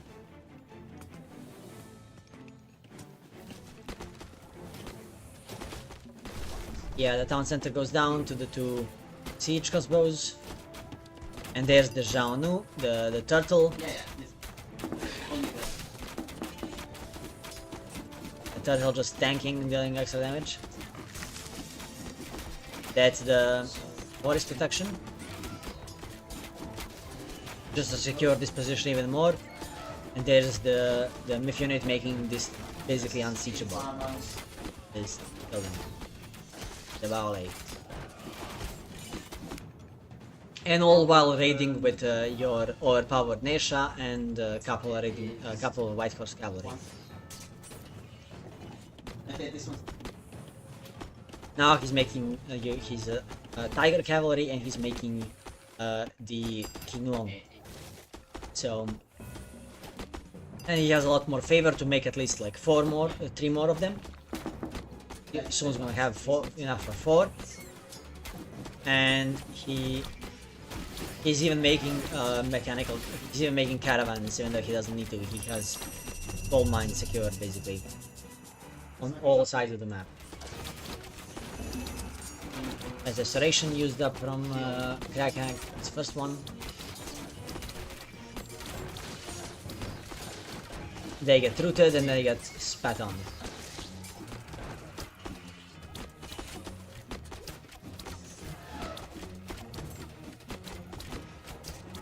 The Tiger cavalry are just coming and killing villagers, and I think that's just game over. There's nothing you can do.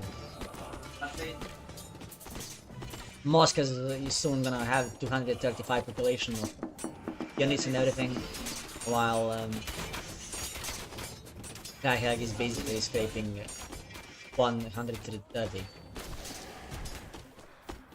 And he's getting raided by the two Qinglong. And he's so out of options that he needs to go into the middle to gather gold. And this guy is just running around. He's just burning everything in his path. And he's slowly killing villagers one by one. And the Qinglongs are just killing all the villagers here in the middle as well. And Moscow is victorious. Krakag calls it a GG. GG, well played.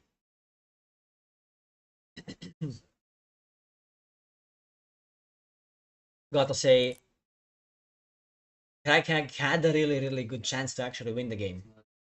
if on this timing, you know, when he lost like three also lost like three PPOs here for no reason, if you just brought them here, and if he used his curse on this, you know, on his army here to convert 9 villagers to, not 9 villagers, 9 units, the Villagers and the Habariers into the into pigs, and then just went straight through this, you know, you go straight for this, and then you like idle his villagers here, you attack this gold mine in the back, you attack the hunt in the back, and you're like just idling everything. You kill the units that he had there because he would be on left with like pioneers and stuff, and you apply pressure from that point.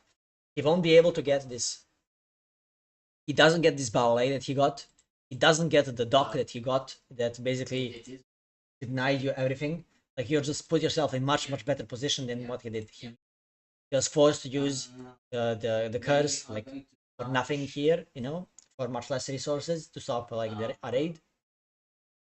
It was he had a Pack had a really good opportunity. He had like a timing. If he just pulled the trigger, he would have won the game. I mean, not won the game, but he would have been in a much better position to, and he probably could have won the game if he continued well.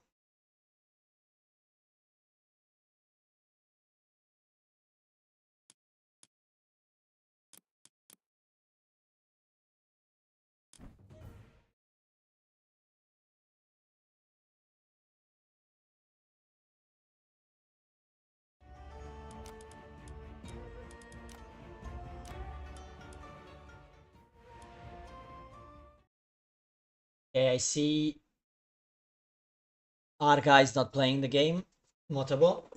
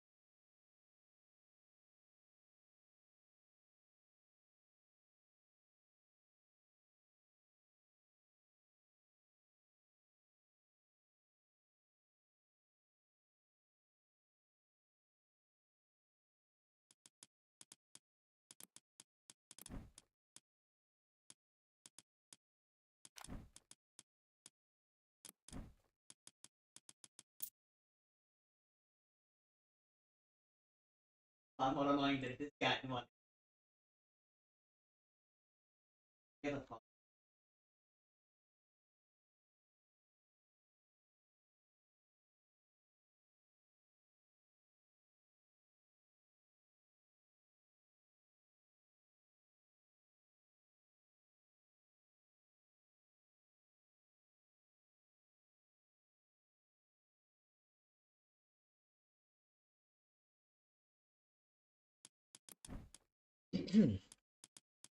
Mobo Tobo, are you gonna play?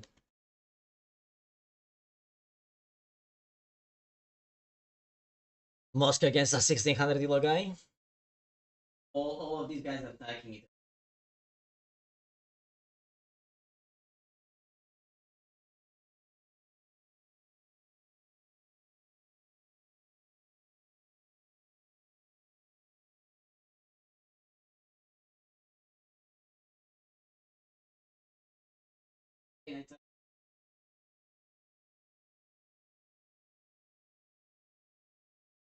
Agents.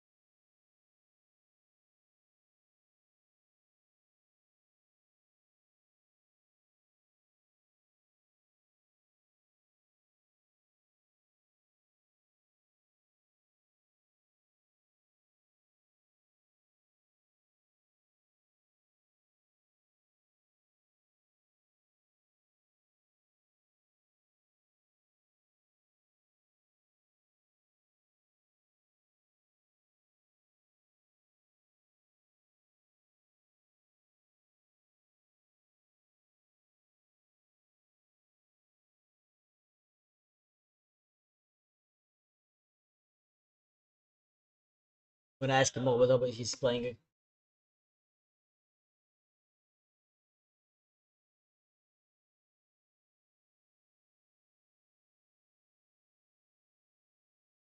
Oh. I'm gonna charge them.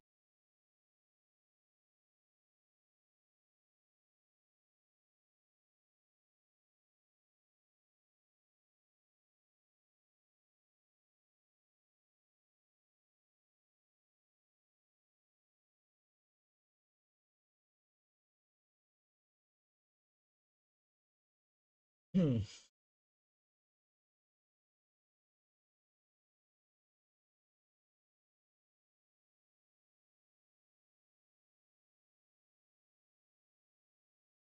Boom.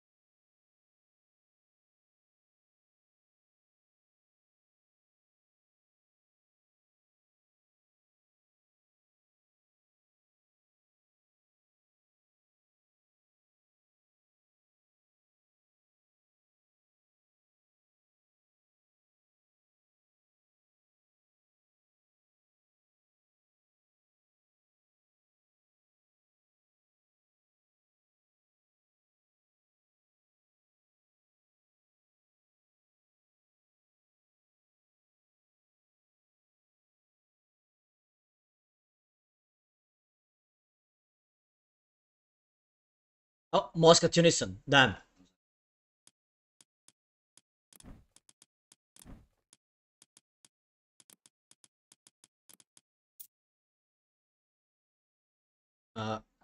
Tunison is red. His first is Tunison is like is his fifth on the ladder right now. Okay. Thing.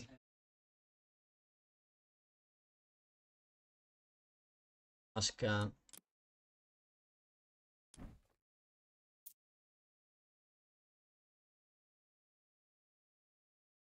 Set. Wanna get something to eat?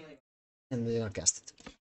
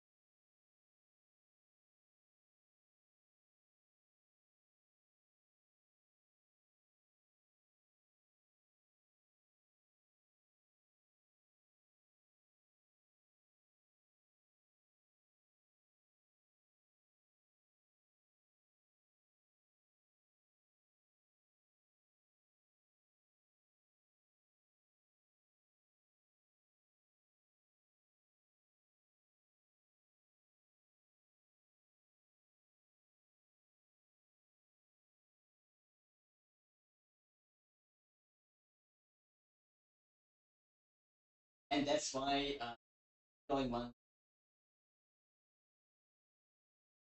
But bonus. Right.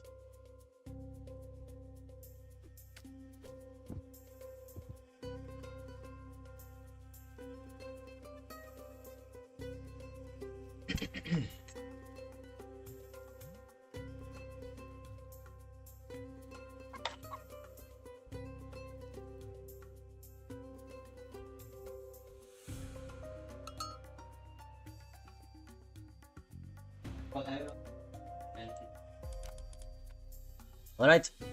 In the right corner, we have Tunison playing Kronos.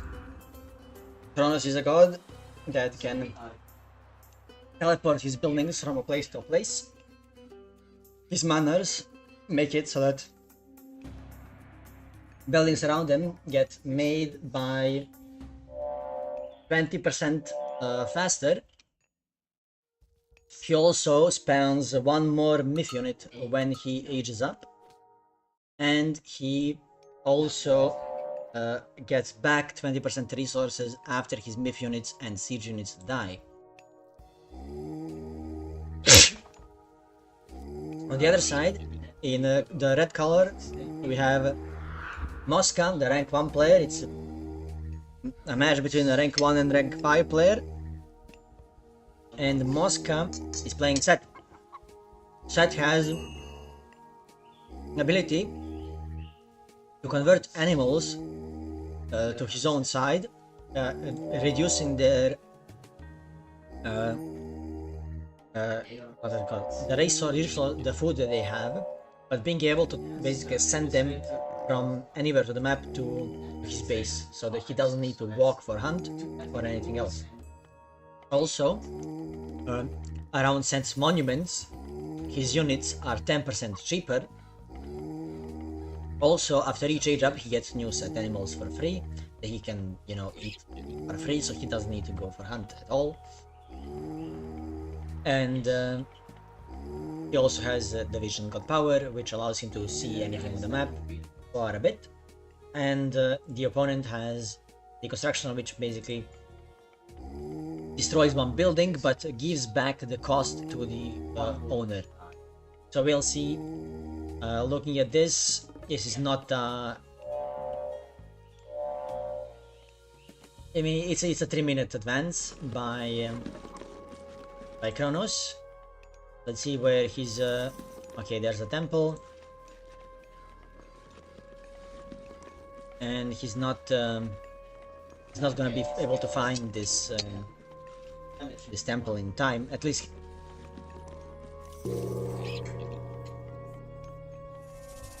At least if Mosca wanted, he would have been able to make one more priest. But he's not doing it. Is he gonna find it in time to deconstruct it? I think he will.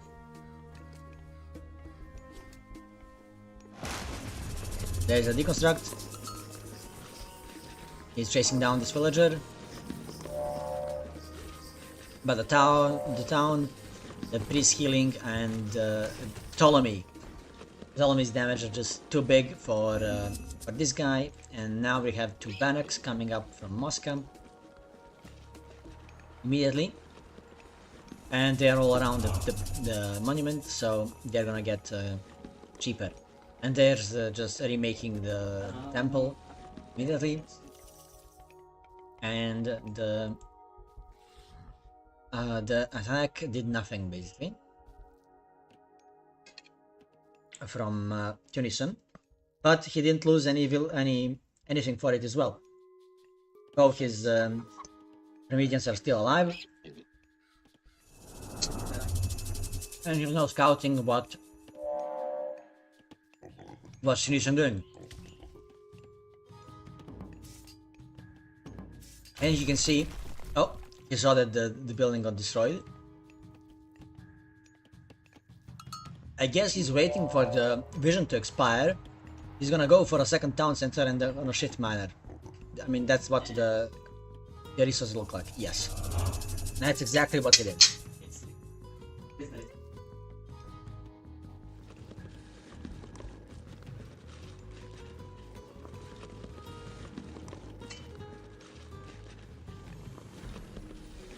Also,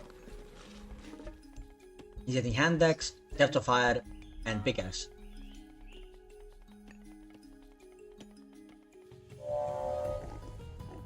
While on the other hand, Moscow is going full classical age fighting.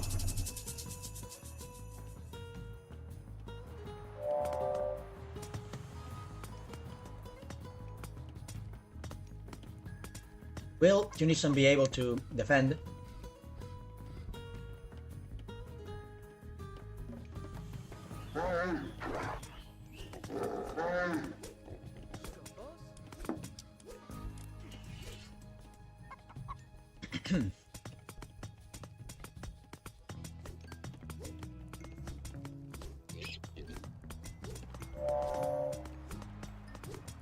Getting Theft of Fire is fine because Theft of Fire is really good. It is based on how many hero citizens you have, not how many citizens have you on a certain resource. So it's basically an upgrade both for food, both for gold, both for wood. It's an upgrade for everything.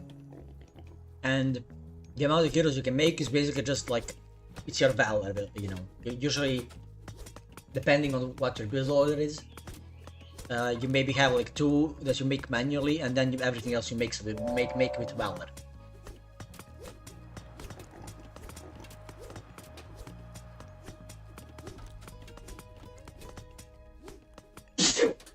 Yeah, it's only 100 wood, yeah.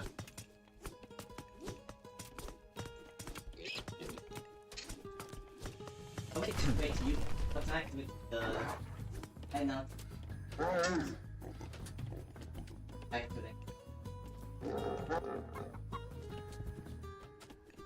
Making a hero villager manually is 75 resources plus the idle time, which is 8 seconds, and that means 8 seconds on the getting resources, so that's 12 resources on top. So making a villager manually into a hero costs you 87 resources, which is criminal.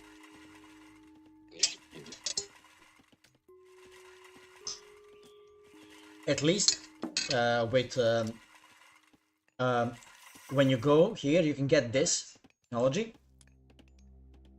Heart of the Titans, which makes it 2 seconds.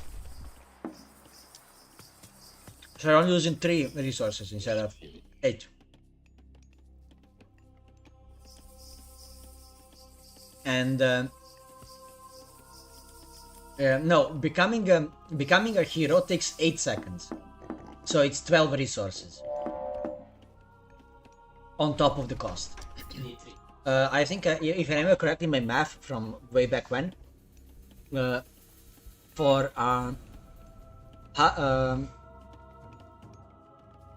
yeah, it's 75%. So it goes from 8 seconds to 2 seconds, becoming a hero. And getting it basically saves you 9 resources per hero that you make. And I mean the hero that you make manually. And the other benefit from it is that you also can make units actually become heroes during fights if you need to. Because otherwise it's just suicide to make units into heroes while you're fighting. Because it takes 8 seconds for them to become heroes, like they just die. And you're losing so much DPS as well. So, basically, it takes 2 minutes and like 40 seconds, I think, like around almost 3 minutes, for a villager that became a hero to pay for itself if you make it manually. If you have this thing, and you have Theft of Fire.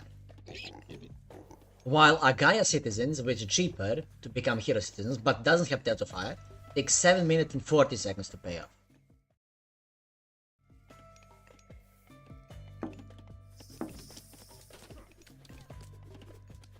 The Slingers just pelting these villagers, you know, look at this. Nice valor to try and save this villager, but are they gonna survive long enough? Yes. Damn. Really good micro, like, but this is painful. These slingers are really strong after they got a buff, so they deal now 33% more damage to everything.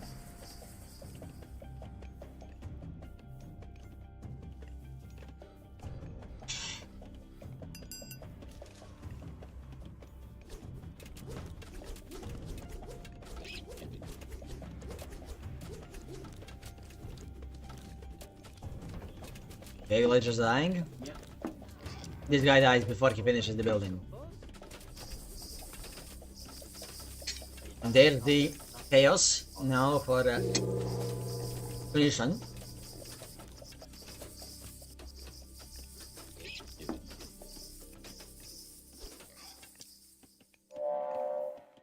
Now the question is, can this guy actually make enough army to win this? And why wasn't he just spam making more Milos while he was aging up?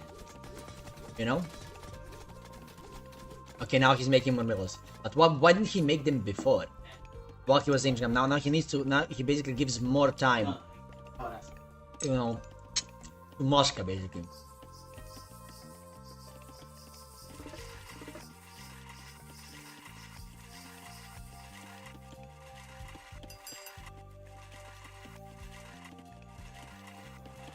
Killing Atlas in this position is, if the Atlas ever goes through, it's gonna be suicide. Like you shouldn't be doing this.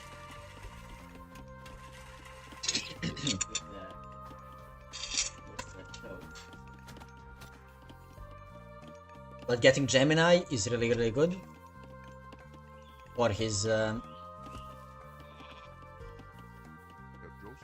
satyr. Now he's getting the armory, not the. He has the market.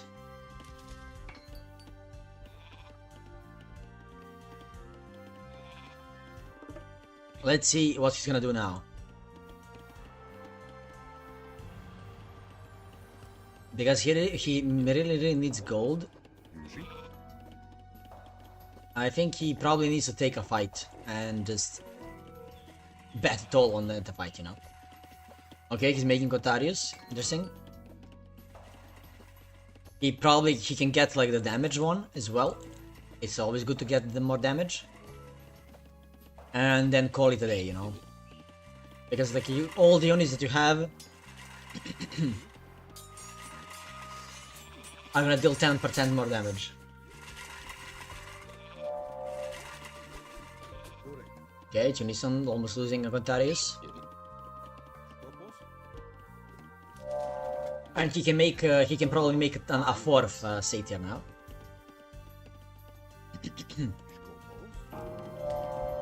And there's a heroic age for Moscow.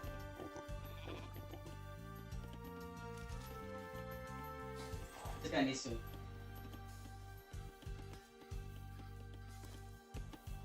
Yeah, he's going for this gold mine here.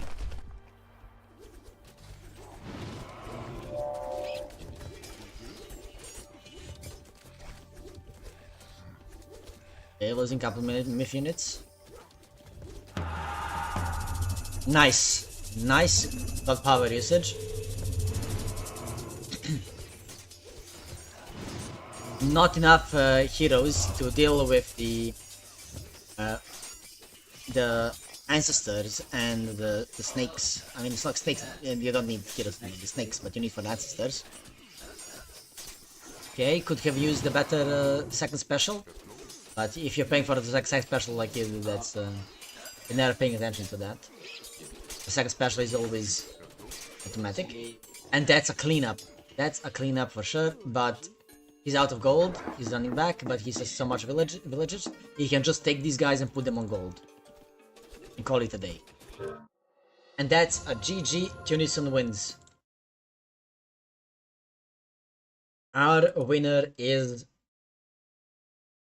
Tunisian. He held for long enough, sold enough resources from the market to manage to get a big enough army, got 4 satyrs with the upgrade, and just use them to deal a lot of damage to the opponent's whole army, and then clean them up with your a bunch of Milo that he made. Well played with the both of them. And I can see that our main man has started a game. He's playing against Crag Hack. Not Taba. and this is Crag. Both playing Hades from the look of it.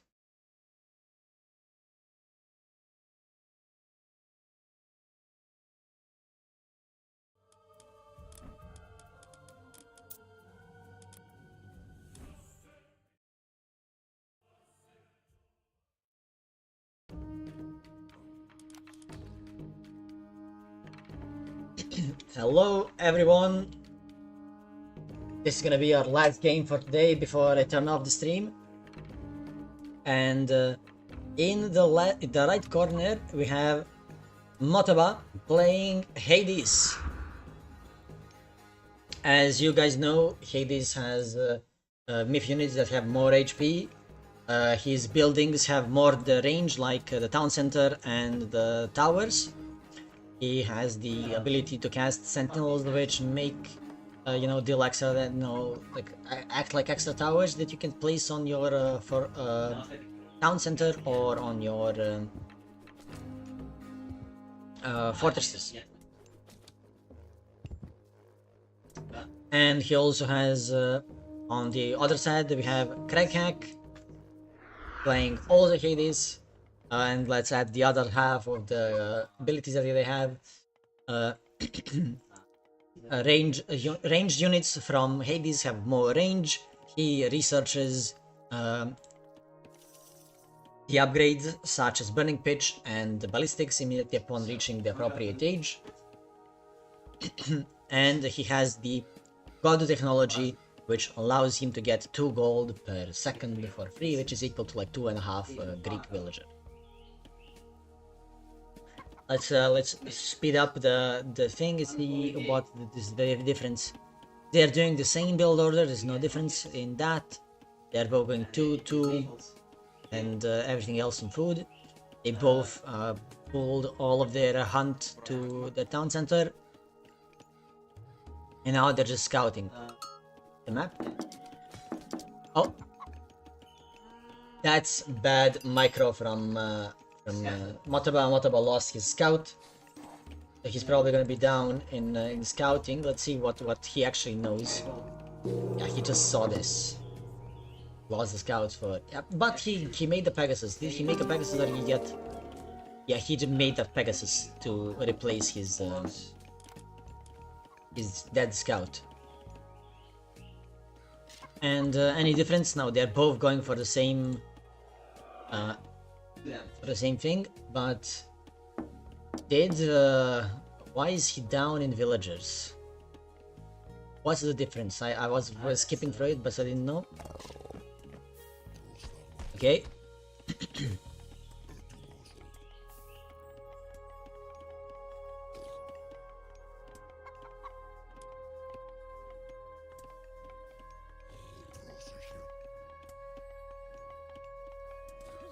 Oh, that's unlucky. If he had the hero there, he stops it, I think. The town center. He kills a lot of villagers. He probably uses restoration. But this is just looking bad for Motaba at the moment.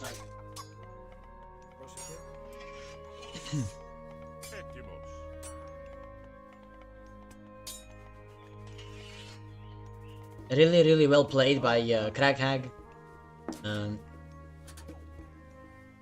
Defending this all of these villagers that he made. Defending all the villagers to defend the town center.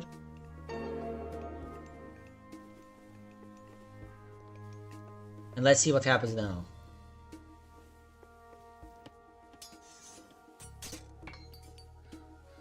I mean, what he needed to do was he needed to have it doesn't matter if you have your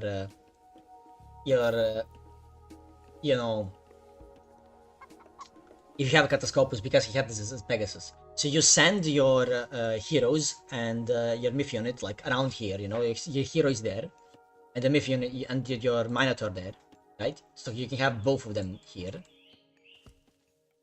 so that he can take it. And then you use your Pegasus to scout this one, right? Because if he can take this, maybe he goes for a forward one, but he probably won't. You can scout both of them.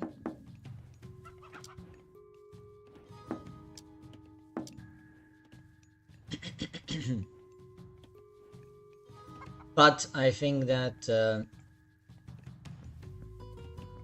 having the Pegasus, the Katscopus alive would have been much better, you know, because Katscopus can deals some damage and he also slows villagers when he hits them, so it would allow you better to like kill the villagers that he was facing.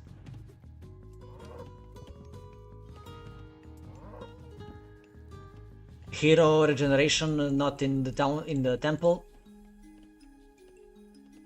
Oh, he's going for the gold mine here.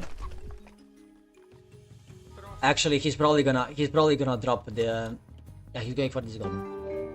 So assume he's gonna drop the palace there, and then he's gonna. After he gets the palace. After he gets the palace down, he's gonna use it to siege this position. Which is a good adaptation from Motaba. You know, being, you know, you're not getting your second down center, and your opponent got the second down center, so you're like, okay, it's time to siege him down and make sure that he doesn't win the game. But looking at this, where these villagers are,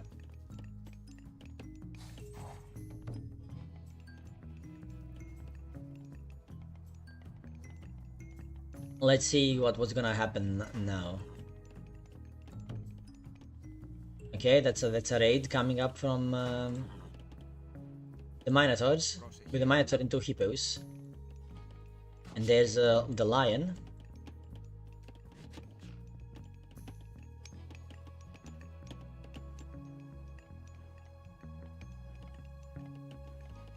And there's the Aphrodite coming from Kakak.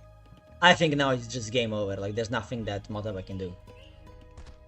He got caught here, he's gonna lose it.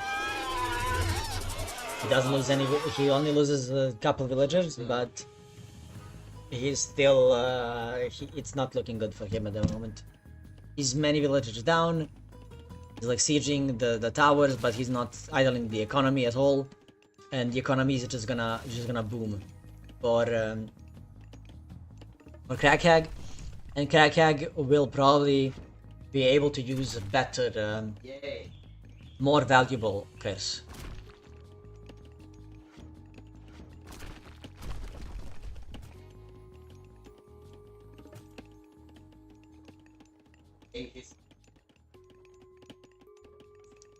Okay, 2 of them are going for the town center. Sadly, they can destroy it before he hits heroic. If he was able to destroy it before the heroic hit, that would be big. Oh, there the Prodromos, really good for Motaba. He has more heroes.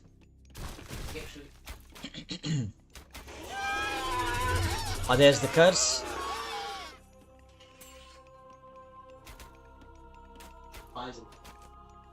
And now it's basically just a game of how long does it take for Motaba to be out ecoed and just lose to the wallet of Crackhag.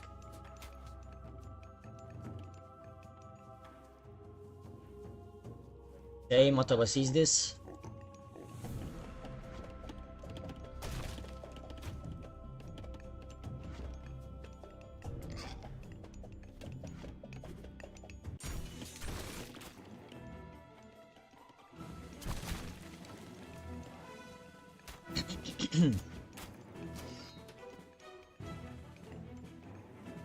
Okay, it's a really good raid. That's what he needs to stay in the game.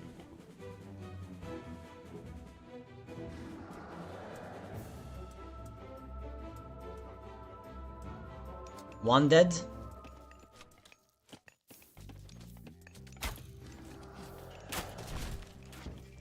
Okay, lion dead on the other side. Lion running away. And he sacrificed to these guys. He probably could have killed one more. I guess not really. But I guess if he was focus firing, so they're both attacking the same guy, he saves some damage, you know, from taking himself from taking it.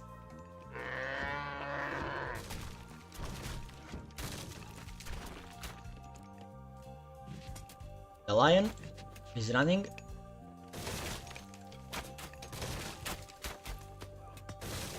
Okay, dead.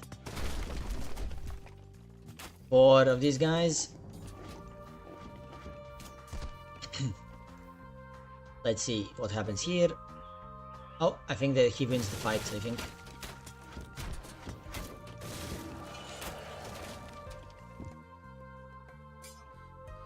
Oh, what's this? What's this villager doing over here?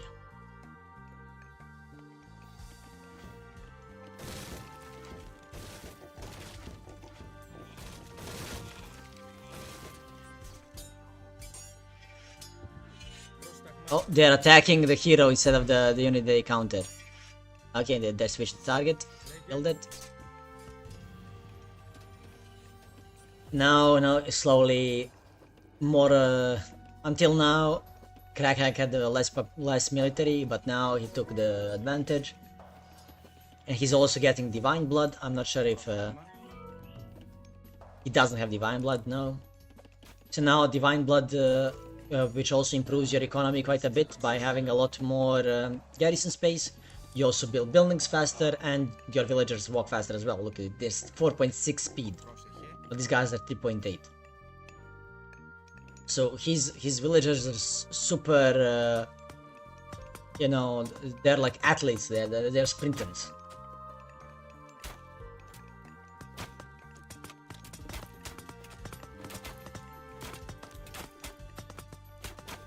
Okay, let's see, is he gonna be able to kill the villagers in the fight? Oh, just go up, kill the villagers. Oh, I guess he doesn't know about these guys on the top. I guess he didn't know about them.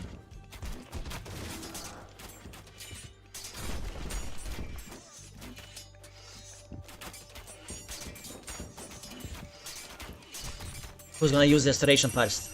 Okay, Motaba. Uses restoration. And I think he's losing the fight as well. Yeah, it's a cleanup. It's a cleanup.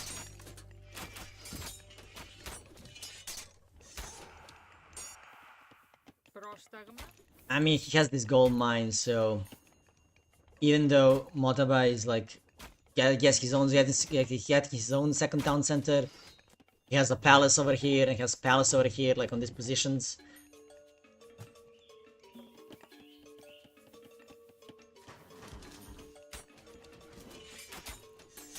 These guys can just destroy the palace. Like, just destroy the palace, destroy the palace.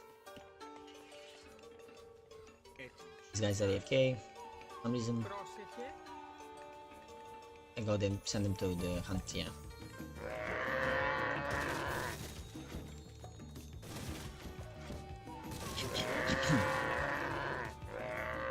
Okay, he can actually use the sentinels here as well to defend. Yeah, nice. Nice sentinel play, but let's see if okay,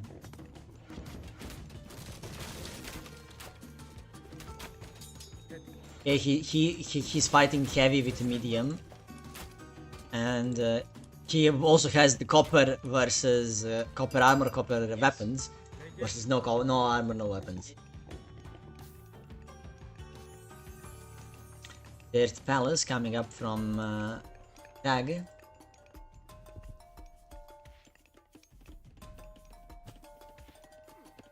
Let's see if he will be able to destroy it. I think he destroyed the town center. He just needs to go and attack from the right position.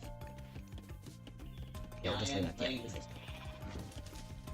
And if Crack doesn't notice, town center just goes down.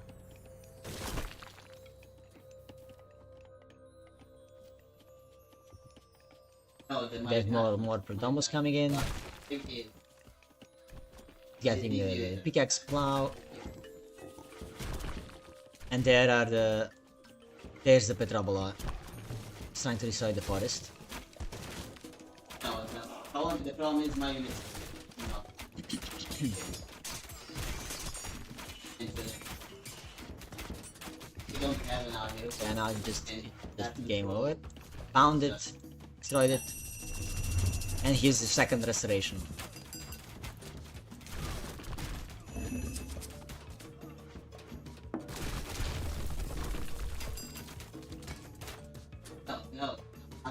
do is that all the other Yeah, just hippos are melting again. Some prodromos, some oxidase, just a conga line of units now. Yeah, it's a motorbike can continue with it.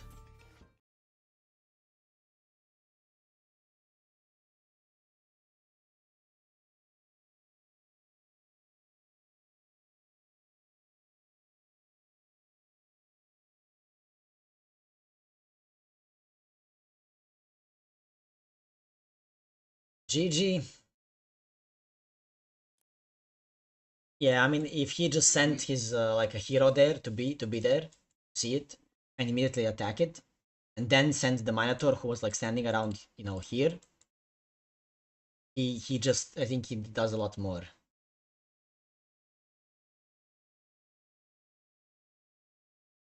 I mean, there was Hunt here. I guess he could have went for his own second town center.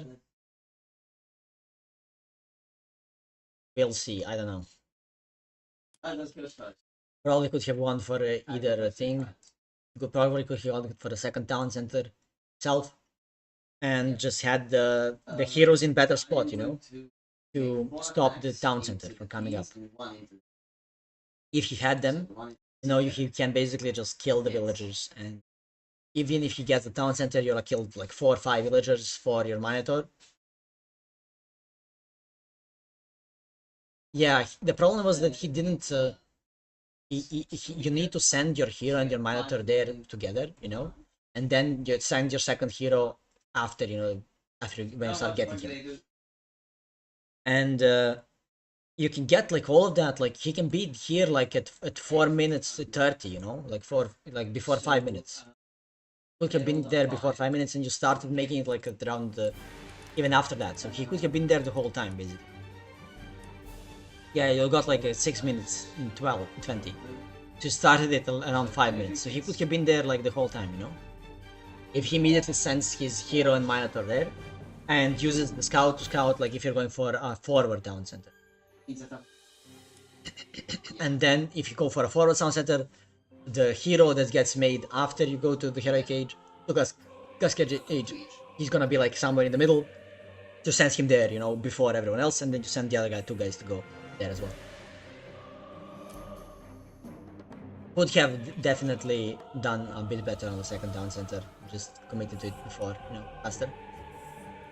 Anyway, that's it for the stream. I think we're gonna go and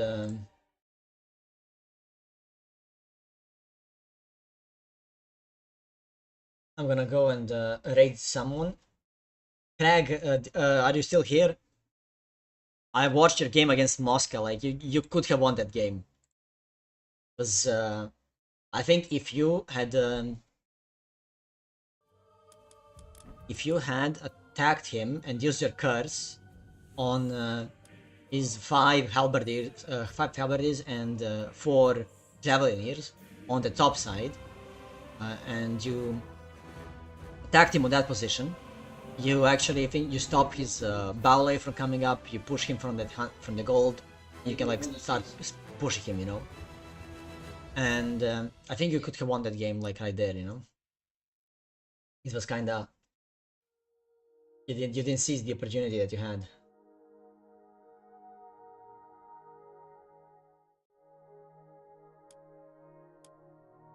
Let's see who we can raid.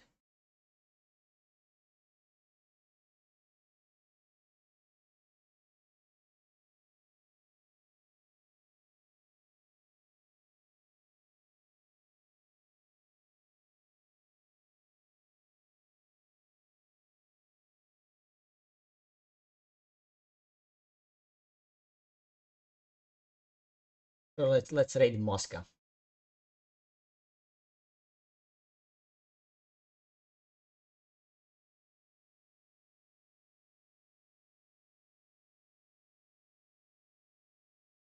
This is why